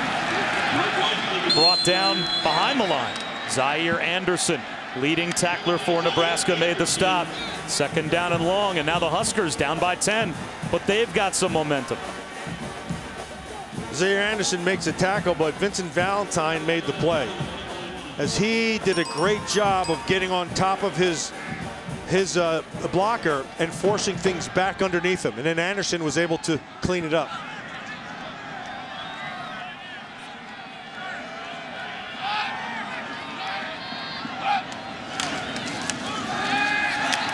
Rudock, he wants the home run ball. Puts it out in front of a wide open Damon Powell. And just a little too far. That's a touchdown if Damon Powell can run under that Jake Rudock bomb. Yeah, that's on the quarterback. That is, that's a nice move. He got the defender on his heels.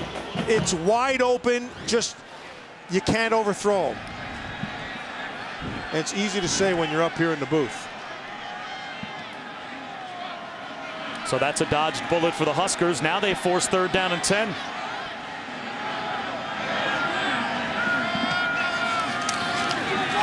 Again, the pass protection is there. Rudock again looking for a big play up the seam, but he can't hit Martin Manley. Jeez. And now it's going to be, after a 3 and out, a punt right back to the Huskers. That's exactly where you want him to get. Third and long, force Rudock to be accurate. I don't believe he is in long situations. We just saw 2 examples of that. Second and third down.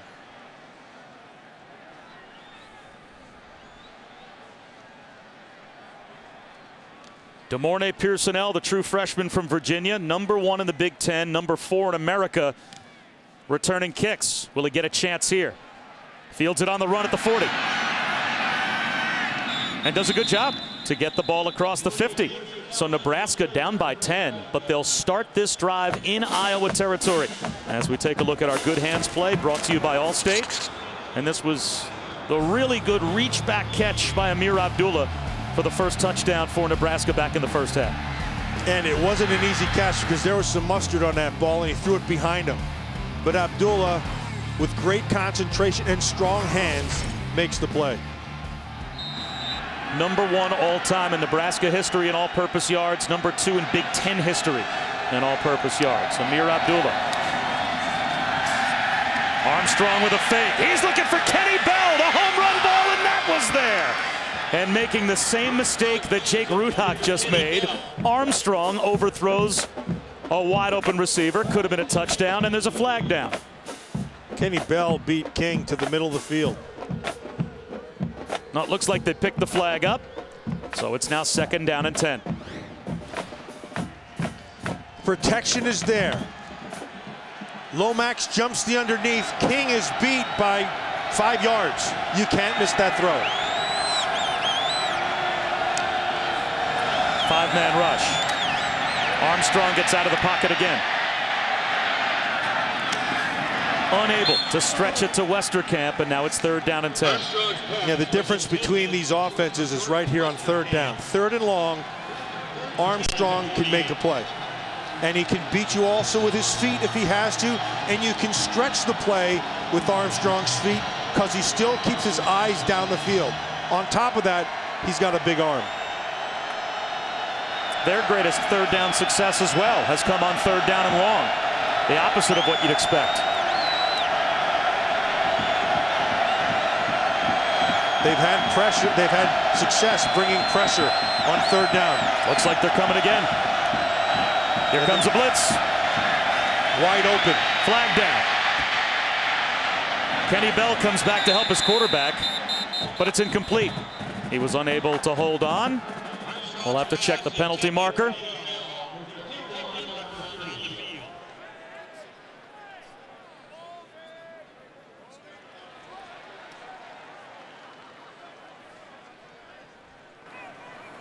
Personal foul, hands in the face. Offense number 55.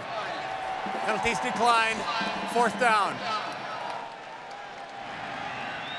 That's the 3rd string center for Nebraska, Paul Thurston, who is on in place of Ryan Reeves, who went out with a right leg injury. Of course, Reeves was replacing Mark Pelini, the nephew of Bo Pelini, who hurt his ankle last week against Minnesota. So Nebraska playing with their 3rd string center, their 2nd string right tackle, and they miss a chance here going 3 and out starting in plus territory. Sam Foltz trying to pin the Hawkeyes deep, and he can't do it. Into the end zone for a touchback. Coming Sunday, January 4th on ABC at 8/7 Central, a 4-week comedy extravaganza featuring guest stars John Stamos, Rutger Hauer, and Ricky Gervais. This is one you cannot miss. Gallivant, starting Sunday, January 4th on ABC.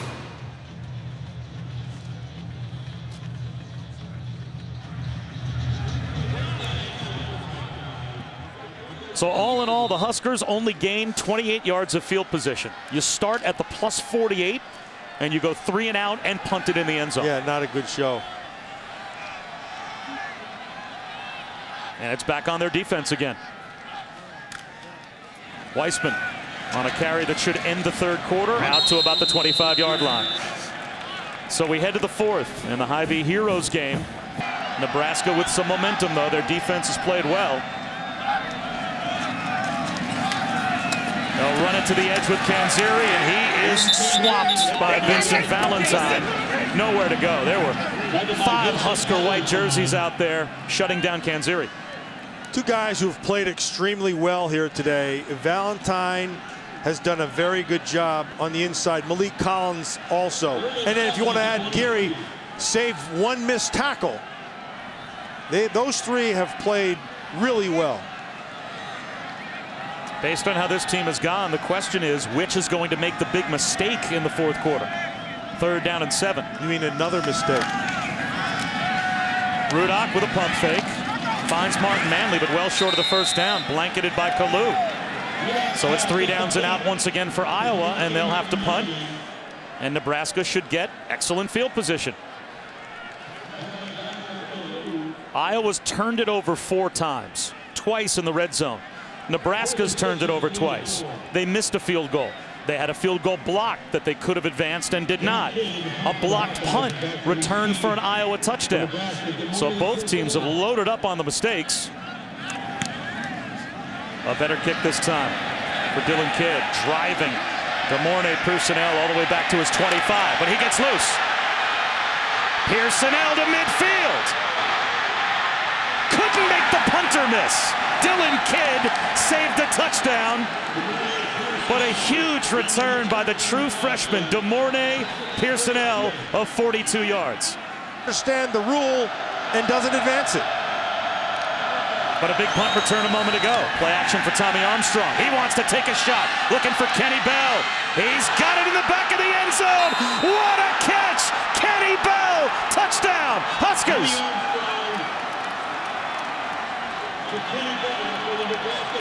That was awesome. What a great throw. And Kenny Bell just goes up and high points it. And by that I mean as high as he can get when all defenders are around. This is as good as it gets. Ball in the air, watch him go up and get it around everybody. That is great. Great job by Kenny Bell. Kenny Bell was a game-time decision with a head injury. How happy are the Huskers that he was able to work through it, get back on the field. #1 all-time at Nebraska in receptions, yards, and 3rd in touchdowns. That's his 19th receiving touchdown of his career, and it's a field goal game with 13:24 to go. Hard to imagine this SportsCenter top 10 nominee won't make it on the show tonight. That's a great catch. The coverage was there, but the presence of Bell is the difference. Loudermilk can't quite get there, and you have Maben in the corner. He's right there, right where he has to be. Now, eyes go, it was perfect. When Bell looked, he looked. The difference was Bell came back to the ball, Maben ran past it, and Loudermilk couldn't quite get there. The net result is 6 points. So in spite of the fact that the Huskers have had plenty of miscues, they've also made big plays. Bell with a 32-yard touchdown reception. The other touchdown catch that went to Tariq Allen traveled 34 yards. And Armstrong now has only thrown for 132 total yards, with 3 of them for touchdowns. Here's Jonathan Parker. Out close to the 30-yard line. Saturday night on ESPN, college football primetime presented by Hampton Hotels. It's the Iron Bowl at 7:45 this year in Tuscaloosa, Alabama, Auburn. That game also live tomorrow night on Watch ESPN. So Shoes, right now, if you're the Nebraska defense, they've solved the problem of defending the edge. They've done that well. They've turned over the inside running game to the 2 defensive tackles, Collins and Valentine. They are putting this game on the shoulders of Rudock. That's what they've done. And Rudock to throw. Over the middle, incomplete. The pocket started to collapse as he tried to check it down to Mark Weissman. And Rudock ended up underneath Vincent Valentine.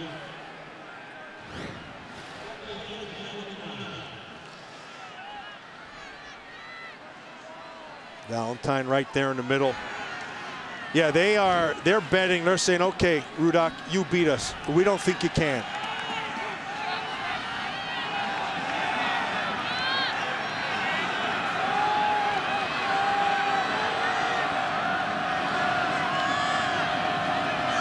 Here comes a blitz off the edge on 2nd down. Rudock, he'll try and do a Tommy Armstrong. Quarterback draw for 13 yards. Well, that's not something Nebraska was expecting. And that's why it was such a great call by Greg Davis, their offensive coordinator. They're like, go ahead, Rudock, you go ahead. Hold on a second, you are running. And then he does a nice job at the end of this play to pick up the 1st down. They need to pull a little momentum back to their side. They're not going to get it on the edge anymore with Canzeri. If anything, in the run game, they're going to have to run back inside with Weissman. Play action again. Wide open. Oh, he missed him. And instead he looks for the fullback, John Kenny. And the whole crowd knows it. The entire building reacting as Jake Rudock had Cavante Martin Manley. Martin Manley was so wide open. It was, watch this, right to the middle of the field. And that's what the crowd was booing about. They dropped the coverage. Nothing there. Instead, he goes back underneath, and sets up this second down. How does a quarterback bounce back from that one when not only you missed it, but 70,000 realize you missed it as well? They kind of noticed that. Play action again. Rudock on a rollout. Shovels one and unable to hold on is Jake Duzey. And now it's 3rd down and 10. Shoes, that one I don't get at all. I don't understand what the play call was about. They had the sideline. They're going to try to come with a comeback. That's the only thing they could do. And then Duzey underneath. There's no one in the middle of the field. It's not only that it's good coverage, and this is good coverage on the outside with Smith. The only thing he can do is run a comeback, which clearly is not there. Then the underneath coverage, there was nobody there. I don't know what they want Rudock to throw it to. This is where they've had success, putting Rudock in this 3rd and long situation. And they bring a blitz. Rudock under pressure. The pocket collapses. Somehow he gets it away, but it's incomplete. They're feeling it on that Nebraska sideline right now. Yep, good call by you, Shoes. You can see it. The players know it. There were opportunities. Rudock missed it. This one he gets out of. But there's no answer for this pass game. Nebraska's taking it, and they're feeling it. High snap. Spiraling kick. Pearsonell had a big punt return a moment ago that changed the game. He might have another one here. DeMornay, Pearsonell. This time he beats the kicker and one more. The Huskers have the lead. DeMornay Pearsonell for the Nebraska touchdown.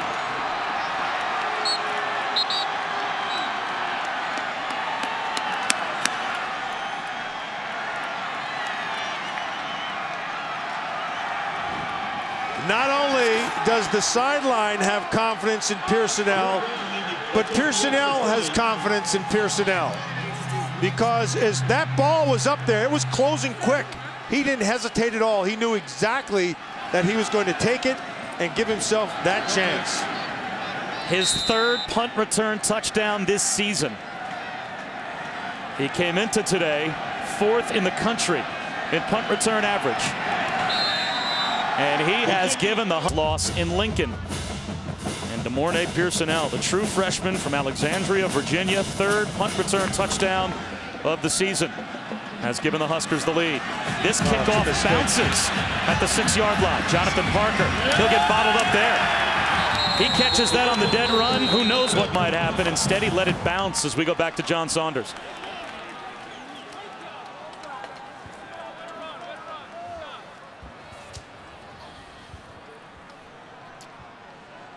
First and 10 for the Hawkeyes at their 15-yard line.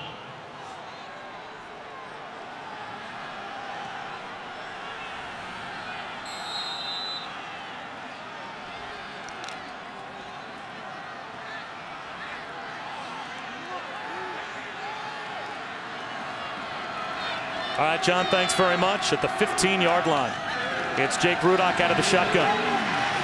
And he misses Duzey. And the crowd growing impatient with the junior quarterback, Jake Rudock. Yeah, I'd put the game completely on him. Load up in the run box. And if I'm Nebraska, I'm saying this guy can't beat us. Prove me wrong.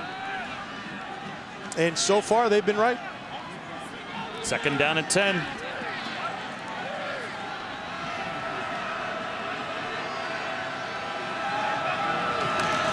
Four-man rush. Better throw by Rudock. And that time, he's able to find Martin Manley to the 23-yard line, about 2 yards shy of the 1st down. So brings up a very important 3rd and short. See if they don't go play action here. 2 guys to keep your eyes on. Duzey, 87. Martin Manley, 11. Other than that, it's this man right here. And that is Mark Weissman for the power. They'll try and run for it with Weissman, and he, with second effort, may have reached the ball to the line to gain. He was hit behind the line. Zaire Anderson seemed to get him around the ankles but not before it looks like Weissman got the ball to the 25. It is an Iowa first down. Yeah, Malik Collins did a nice job in there, and Zaire Anderson came over the top. And it's just power. That's a really good job by Collins, taking that, splitting that double. But look at the second effort, and there's the difference in the play.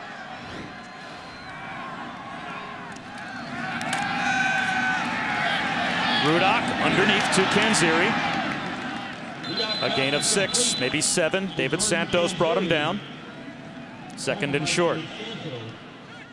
Nice job of protection from this offensive line.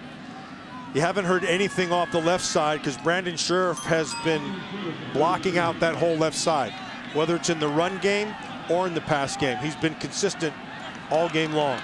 The senior left tackle, 68 for Iowa, number 6 on Mel Kiper's big board. Kanziri shakes and bakes, close to another first down. It looks like he's got it. Yeah, whenever they've had that yardage where it's like the third, second and 3 or something like that, they run behind Scherf.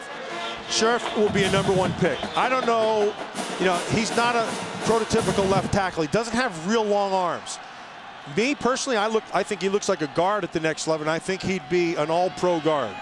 But he can play tackle as well. Rudock, this time he goes down, back to the 25-yard line. Vincent Valentine with his 3rd sack this season. Looked like he beat Blythe 63. Valentine and Collins to here he is right here. And here's Blythe 63 and Gall 57, the center. And it's just a power move. Oh, he just overpowered him. Headbutt, you see the nice headbutt? Nice headbutt, got him on his heels and then worked to the inside shoulder. That is well done.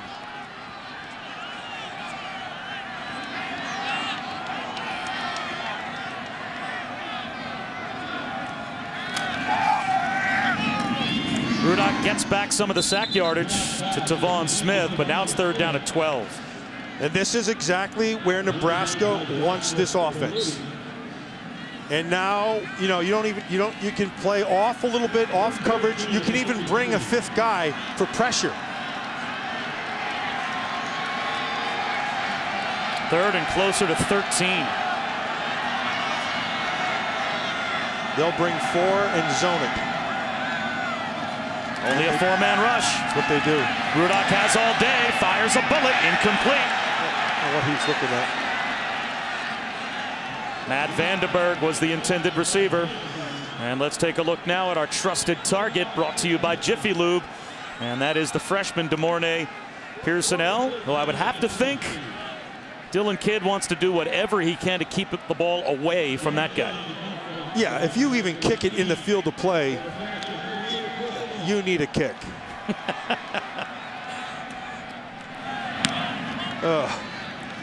Might be returnable. No, up against the sideline. That's a great kick. Good kick. Inside the 15, and it goes out of bounds at the 12. Abdullah on first down for a yard. Several times, Matt, in this game, we have seen Nebraska's defense do what Iowa's defense has a chance to do right now. Right. And that is get a stop deep, flip field position in a close game. The Nebraska defense done a great job of it. Can the Iowa defense do it again here? And in addition to doing that, it's pulling a little bit of momentum back to their side because clearly they've lost it.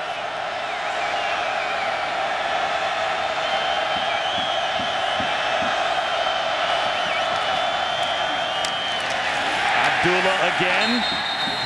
No gain on 2nd down. Quentin Alston, Carl Davis combined on the stop. Now it's 3rd down and at least 9. So what you have to defend is the quarterback's feet. They have been the difference in the second half. Yes, he made some throws, but he made those throws because he was able to extend the play with his feet. So you have to make a decision on whether or not you're going to bring pressure, and if you do, with this field spread this way, you got to be careful he doesn't quarterback draw, take off and run on you.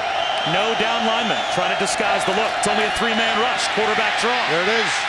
Flag down. Armstrong got to the 20-yard line, 2 yards shy of the first. Quentin Alston had a very strong three down series right there. In on all 3 tackles, including that 3rd down, which was short, but a flag. Kirk Ferentz already saying decline the penalty. It'll be 4th and 2. Holding. Offense number 55. Penalties declined. Brings up 4th down. So they do exactly what you said, Shoes, that they needed to do. Thurston got called for the hold. They're going to just rush. Now, they don't really care. They're waiting for him to take off and run. There's the hold right there. But Alston does a good job of running him down, preventing the first, and forcing this 4th down.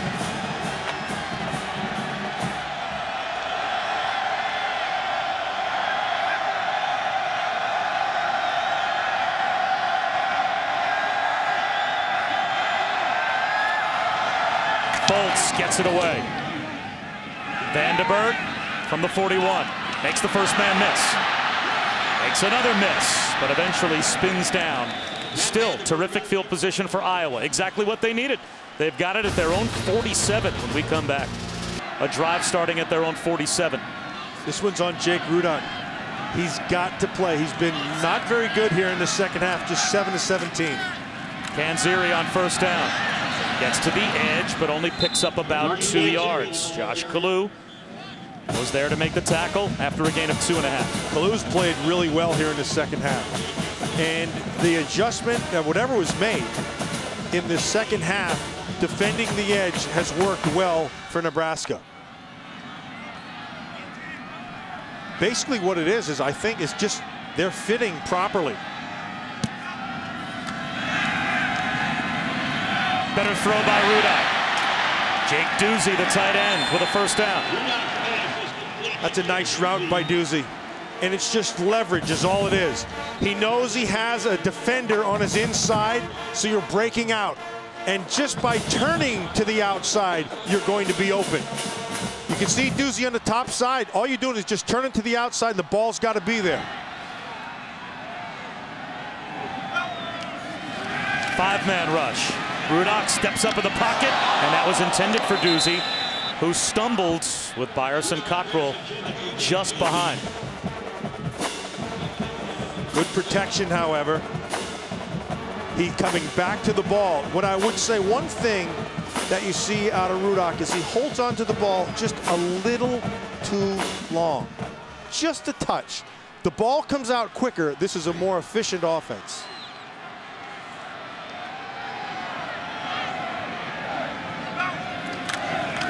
Quarterback draw. Rudock tripped up, maybe a loss. Jack Gangwish made the tackle for loss. That's his 4th of the season. And now it's 3rd down and 11. And this is where you want them to be. And now advantage Nebraska defensively. You can rush with 4. You can match on the backside. You can play zone over the top. Go ahead and run it if you want it for your quarterback. Down by 4. Would this be 4-down territory if they get half of it? At 5-minute mark, you might trust your defense one more time. Rudock throws one right to the first down marker. Tavon Smith made the catch. Short. And it's 4th and 1. That, however, is a big-time throw. And he did a nice job of being patient in the pocket, and he delivered it right where it had to be. Let's see the decision. You have to go for it. Now you have to. With 5:15 to go, down by 4, you need a touchdown or 2 field goals to take the lead. And it looks like they will go for it on 4th and 1, but now a timeout being called.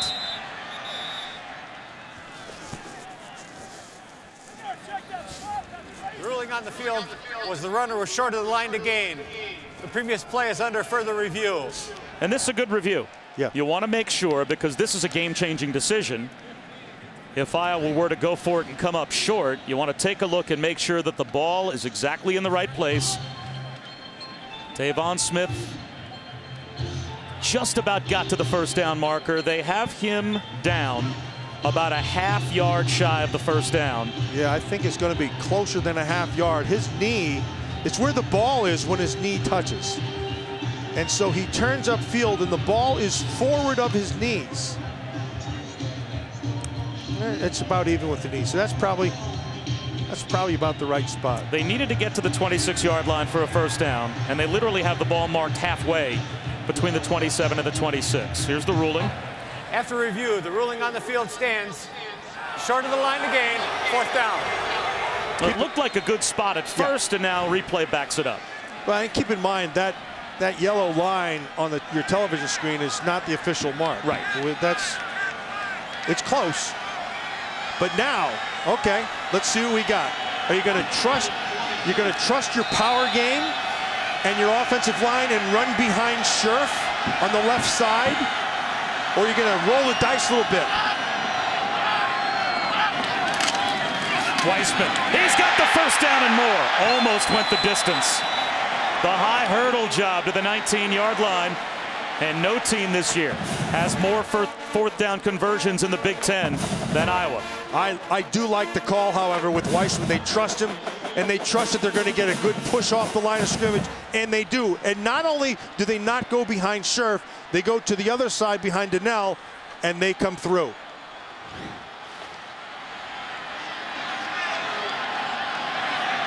Pretty good success rate for Mark Weissman on 4th down. He gets the carry again. This time driven back. Back to the 20-yard line where it will be 2nd down and long. Greg McMullen blew that play up for Nebraska. McMullen's played well. He's redeemed himself here. The last 2 weeks he struggled on that edge. Not so this week. When you have Weissman, anytime you have him running sideways, you win. You don't want him to square his shoulders and come downhill.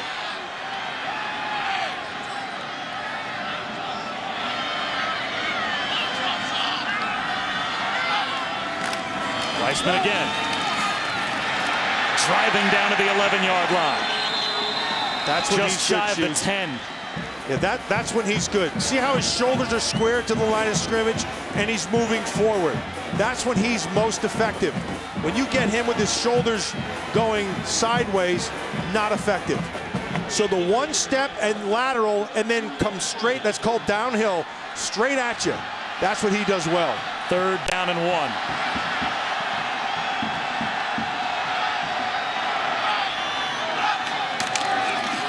Weissman, that's a 1st down.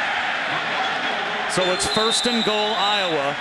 3:05 to go. And at some point during this exchange now, depending on how many plays, Iowa runs inside the 10. Bo Pelini might have to start thinking about using his timeouts. Yeah, you're under the 3-minute mark. And they're not going to put, me if I'm Iowa, I'm not going to put the ball into the hands of the quarterback to win it. I'm going to trust my power and let Weissman bloody some noses. There he goes again to the 5-yard line. And the clock winds down. This will take us inside of 2.5 minutes to go. Unless at some point Bo Pelini decides to use a timeout. If Iowa punches it in, how much time will Nebraska have on the clock? And so you're thinking here, Shoes, this is 4 downs. You're using all 4 downs if you need them. So if you're going to waste it down, not waste it down, but take a chance on the down, it's right here with play action. I'd play action to Doozy into the end zone.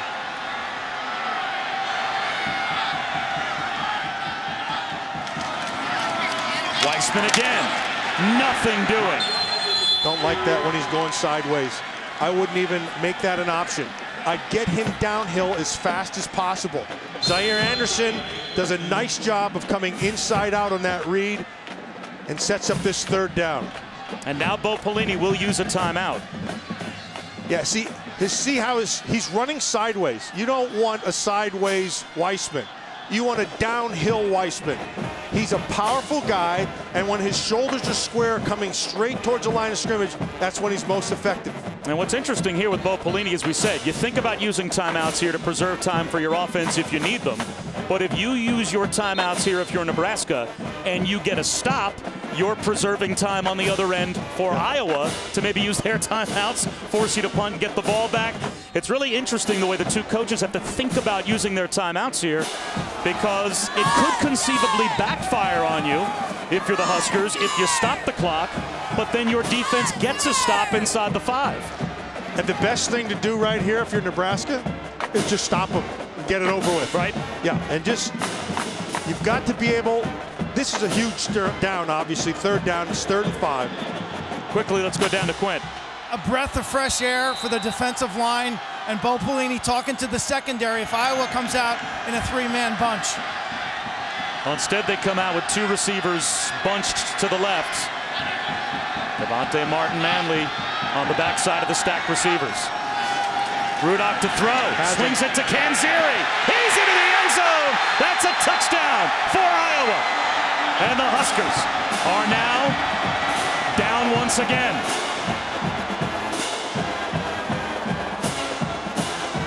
Nice play call. Kanziri into the flat, and it comes open right away. There's no answer for coverage underneath. They watch, they're going to run this off, and Kanziri gets outside. There should be somebody coming from inside out, but it doesn't show. Yeah, there needs to be a backer or a safety on Kanziri, because there's no way they're just going to peel that in coverage.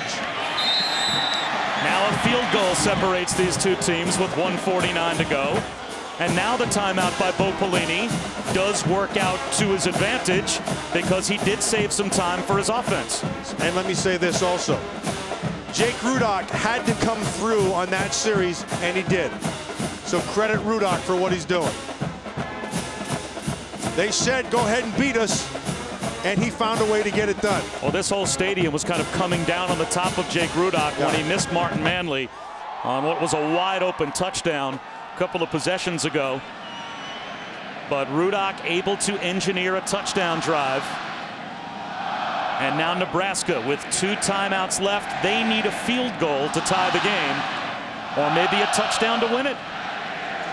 And this kick right here is a big deal because Nebraska has been very good in the return game today.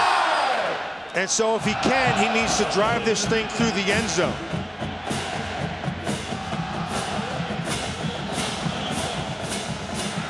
Marshall Kane, #1 in the Big Ten and #3 in the country in touchback percentage. This one, not a touchback though, it's Kenny Bell from inside the 5. Pays the price at about the 28-yard line. Hopefully tomorrow is as good as the game we've got here as ESPN's rivalry series presented by Jiffy Lube continues.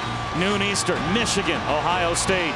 Then over on ESPN at 3:30 Eastern. #3 Florida State taking on Florida. Those games available on Watch ESPN tomorrow as well.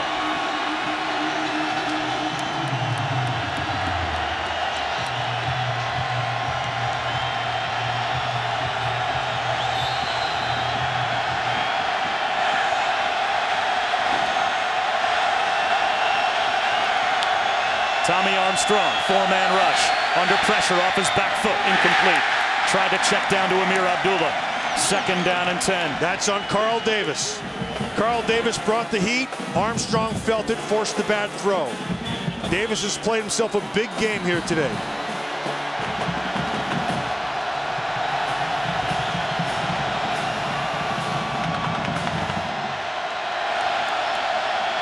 They're going with a 4-man rush, keeping both safeties deep.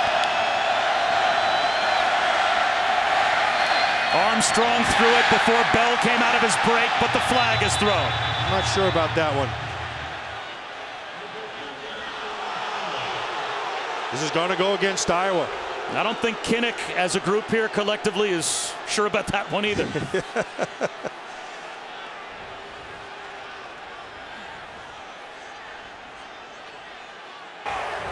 Pass interference. Defense. Spot ball. Automatic first down.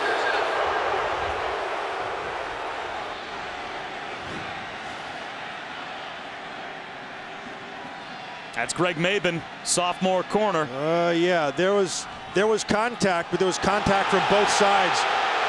And Kenny Bell threw Maben by. Maben did have his hand on him. But hey, there's the call. You got to play. Big first down for the Huskers. 4-man rush. Armstrong avoids the rush. Throws it down the sideline. Intended for Bell or Pearsonell. They were both in the area, and it sails in between, incomplete.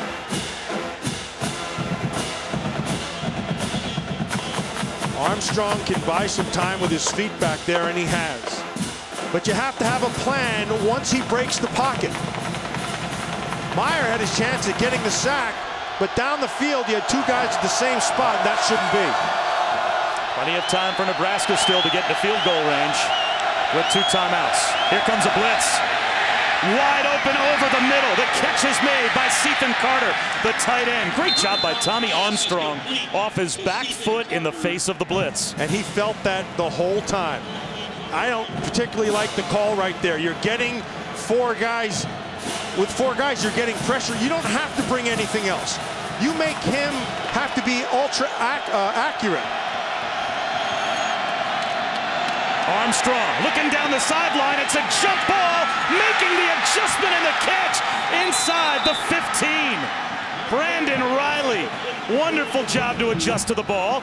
And now Nebraska's thinking touchdown. As they should. 1st and 10 for Nebraska at the Iowa 12. Maben, look, the cardinal sin of his own defense is don't get beat deep. Maben, you give stuff up in front of you, not behind you. Timeout called by Charge Iowa. timeout. Iowa, they're first.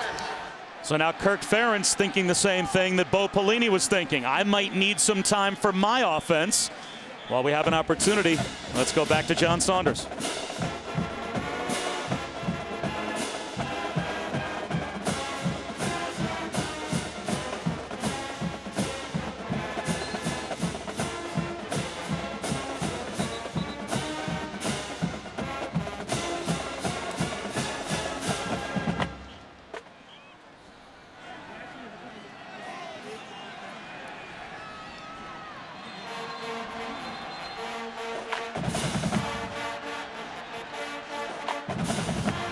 All right, John, thanks very much.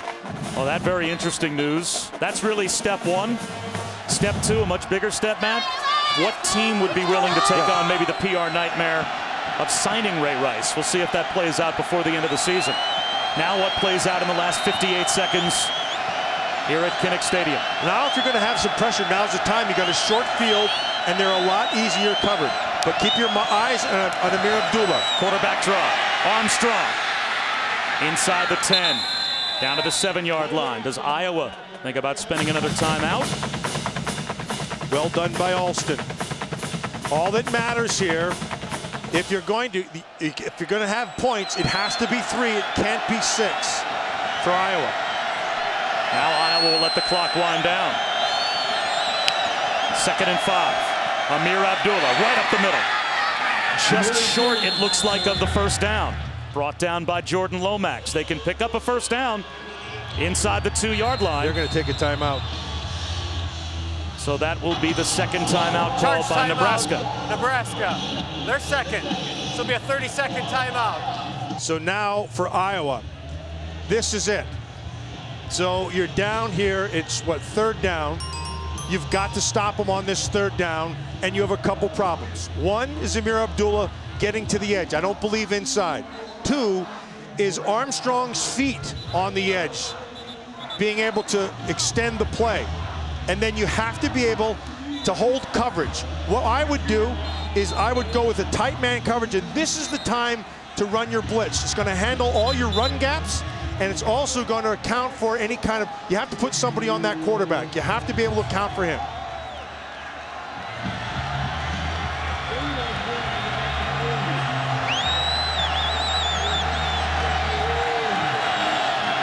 Third down and less than 1.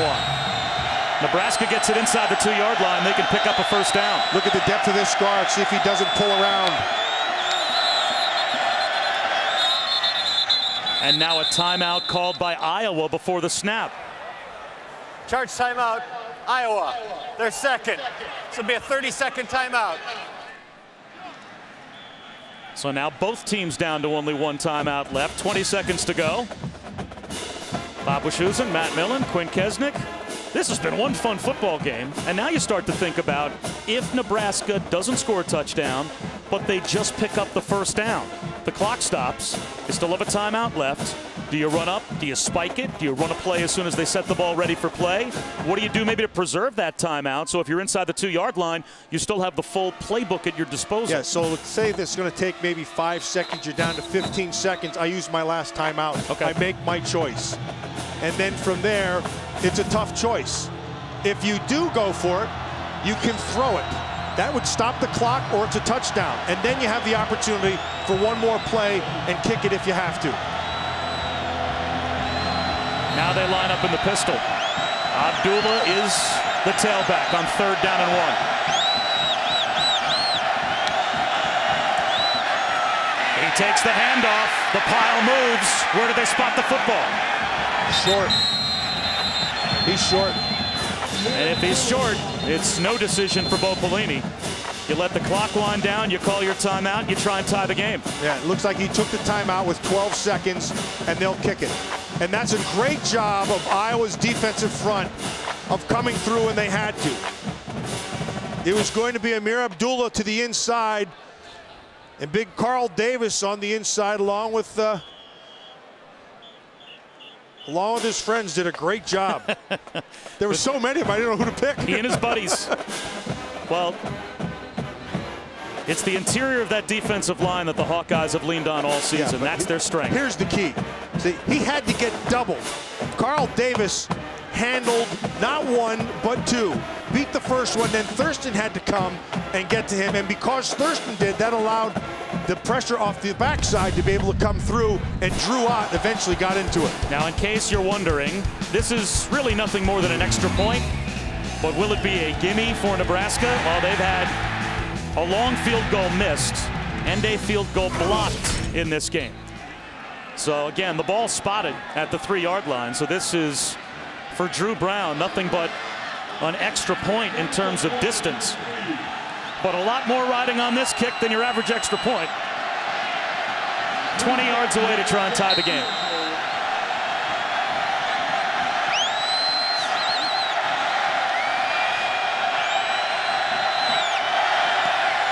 And he's got it right down the middle.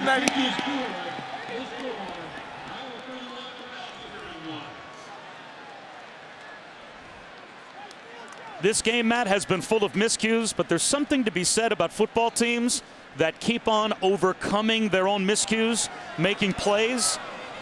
And this is a game that you build a rivalry on. The thing that you love about games like this is the ability of the team to forget what just happened and move forward. Right.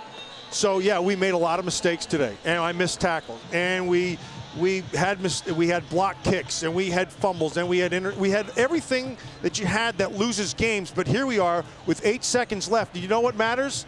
Going forward, not thinking about what happened behind you.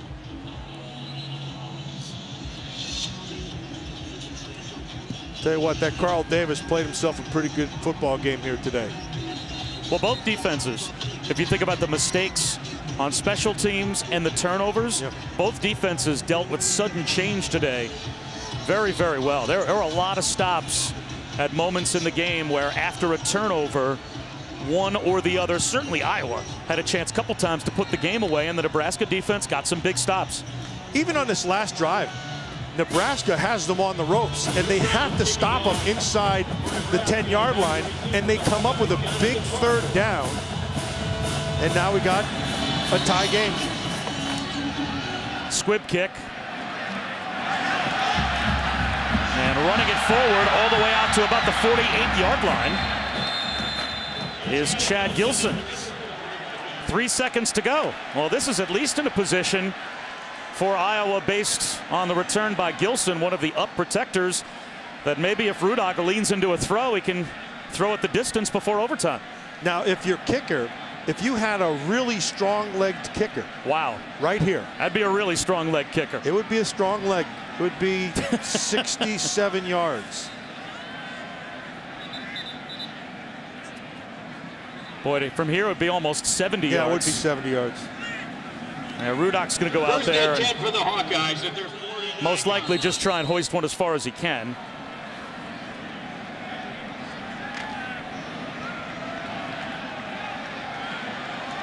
So what should be the final play of regulation.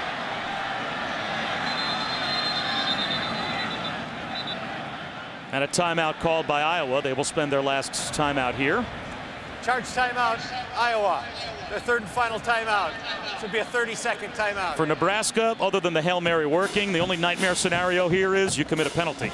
Yeah. because the game can't end on a defensive penalty. Don't give them that chance. And we are tied at 31, barring a miracle. Looks like we're headed to overtime. And when you've got a budding rivalry, and in the Big Ten, with this being the traditional now, day after Thanksgiving game for Nebraska, forever they played Oklahoma. Then in Big 12 days, many years in a row they played against Colorado. Now they've got this rivalry that's scheduled to continue this year and through the next 3 against Iowa.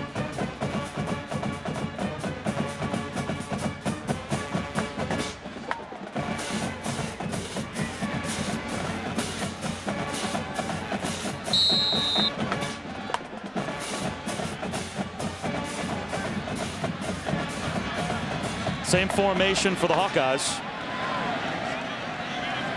Devontae Martin-Manley at 6 foot. One of the men to the right. Instead, it's over the middle, and they'll run a little hook and ladder. Devontae Martin-Manley takes it from Tavon Smith. Another hook and lateral, and that's Scherf down the sideline. He tries to throw it back inbounds to Weissman, but they say he stepped out of bounds. The left tackle ends up being the final ball carrier of regulation. As it should be.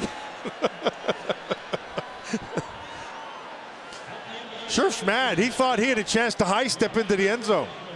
Well, John, overtime about to begin as Nebraska won the overtime coin toss while we were away.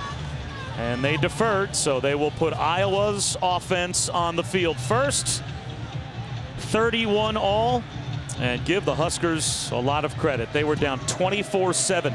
Came back to take the lead, but then Iowa answered. And again, a review of the rules in overtime. Each team gets 1 possession from the opponent's 25-yard line per overtime until a winner's declared. And it always seems like the strategy is if you win the toss, put your defense out there first. That's what the Huskers did. Absolutely. That's the right way to go. And so it goes back to what we just said at the end of the 4th quarter. It comes back to Rudock. Now, it's a little bit different.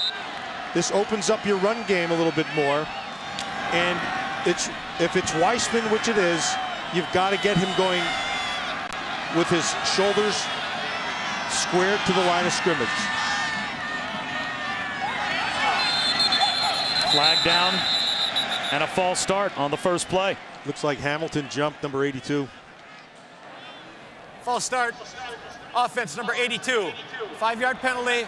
Remains first down.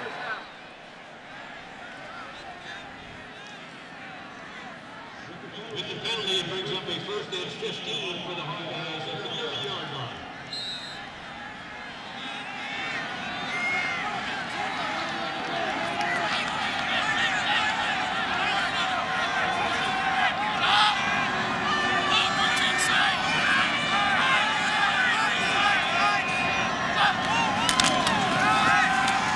Weissman driving down to the 21-yard line. He got the penalty yardage back plus 4 more.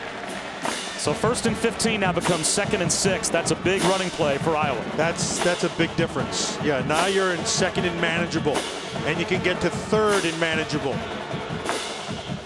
That was very good point of patience running by Weissman.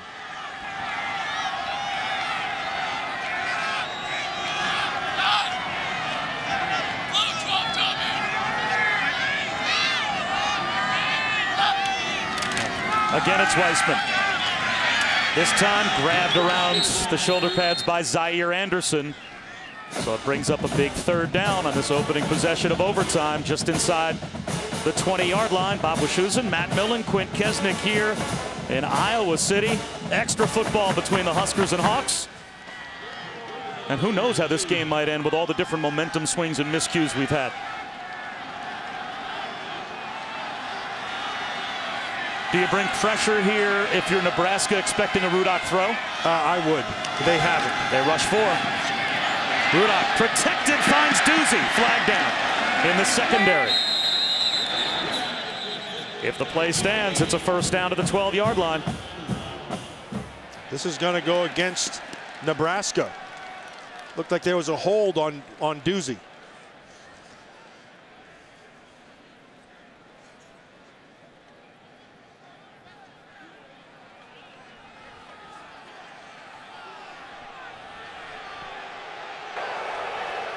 Holding. Defense number 10. Half the distance to the goal. Automatic first down. I think the only discussion there amongst the officials was, did the play travel longer than maybe the half the distance to the goal penalty would? And looks like they did the math and figured out that the penalty was more beneficial to Iowa than the play. So it's first and goal. Puts the ball inside the 10-yard line. And so now we go back to how do you handle Weissman as a runner? And then do you still try to put it back on your quarterback? And so you're Greg Davis and you're the offensive coordinator for Iowa. It looks like the answer is going to be, you know what, we're going to bloody your nose. We're going to pound the football. That's what we do. And now what you'll do is you'll run away from numbers. And if you're doing that right now, you're going to run to the top right. Play action. Rudolph floats it into the end zone, off the fingertips of Ray Hamilton, and incomplete. I like taking your shot right there. That was the right time to do it. Now, when you say that, are you expecting that this is the only shot that they'll take? Now you run it, or maybe play for the field goal? Now he'll get something here that he wants to try to get maybe 4 or 5 yards. Obviously you want to score, but you'll live with 4 or 5 yards, and then you'll take your next play to the end zone. Well, they still spread things out with 3 receivers, but they do have Weissman in as the lone setback. It's balanced front 3-3 on either side. You can run both ways. They only picked up maybe 2 to 3 yards. I don't like Weissman out on the edge like that. That's not his game. They've tried to capture the edge in the second half, and they've had no success with it. He's most effective between the tackles when the shoulders are square, coming right at you.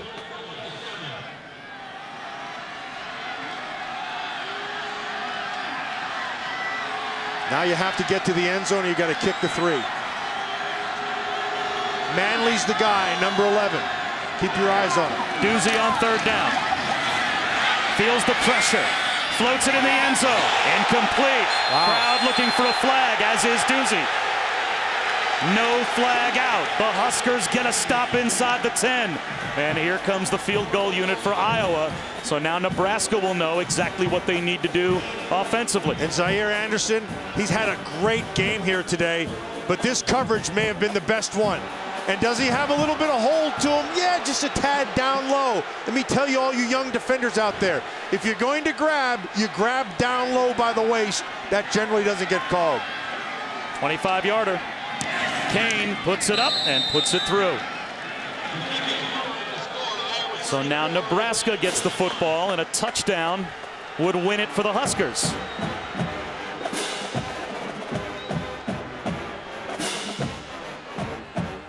Kirk Ferentz is trying to make the case that the 70,000 or so Iowa fans were trying to make. He thought Zaire Anderson had just enough of a tug on the receiver that maybe a flag should have come out. Yeah, you can see it, and then, I mean, not like I've ever done this or anything. No, this is way off your radar screen. If you're going to bend the rules a little bit in pass coverage, you bend the rules by staying down below the jersey. That generally doesn't get called. Well, you're a Raider. Raiders play by the rules. We all know that. Absolutely. And we break as many as possible. So now down a field goal, Nebraska gets their chance in overtime number 1. Armstrong, play action, under pressure, and tries to get what he can, and it turns out to be about 2 yards. Eventually it's Carl Davis that brings him down. And when you're the road team in overtime and you know a touchdown wins you the game, do you call it differently at all? Are you more aggressive? Do you think maybe you go for it here rather than get a little conservative, knowing you only need a field goal to continue? Not right now. Right now, the first position you want to be in is give yourself an opportunity to stay in field goal position. Then secondly, you've got to get the 6 points. And then you've got to read your team to see where you're at, just in terms of momentum. And that Abdullah, little stop-start run. Boy, he did well just to get to the 21-yard line. He could have been bottled up for a 3 or 4 yard loss. But Drew Ott, that's great hustle by Drew Ott. Drew Ott, the defensive end, number 95, he comes right down the line. And if he's not there, who knows with Amir Abdullah.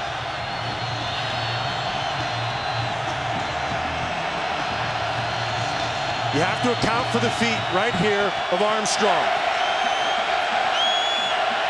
Big third down. And a long 5, close to 6. Blitz coming. Armstrong. Bullets went over the middle, and there's Kenny Bell inside the 10. First and goal, Huskers. Nice throw. That's a bullet right on spot, and Bell is able to clear back inside. But the protection seems to be breaking down. He just pulls up his feet. That's a heck of a throw. 80 is your inside receiver. They were playing a zone. He felt the hole in the zone and found it. That's really well done by Bell.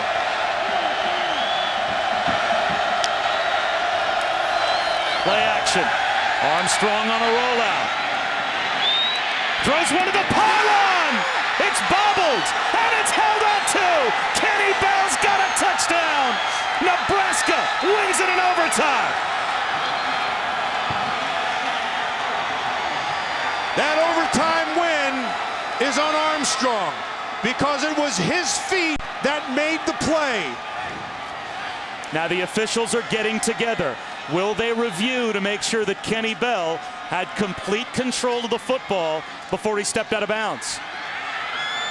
He bobbles it just a bit right there. Whoa. That's worth another look. They'll have to clear the field as well, as Nebraska emptied their bench and celebrated a win. We've got press out on the field. We've got the officials. They immediately got together. That ball, okay, right here, that would be 6. That would be 6. He has the ball behind the line of scrimmage, and his feet are down. They would call that 6.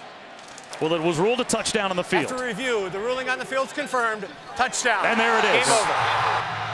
They made sure they went upstairs just to have replay confirm it, and we get a thrilling end in overtime here in Iowa City. Nebraska down 24-7 at one point, Matt. They come from behind and survive even a late lead taken by Iowa to force overtime and get the win.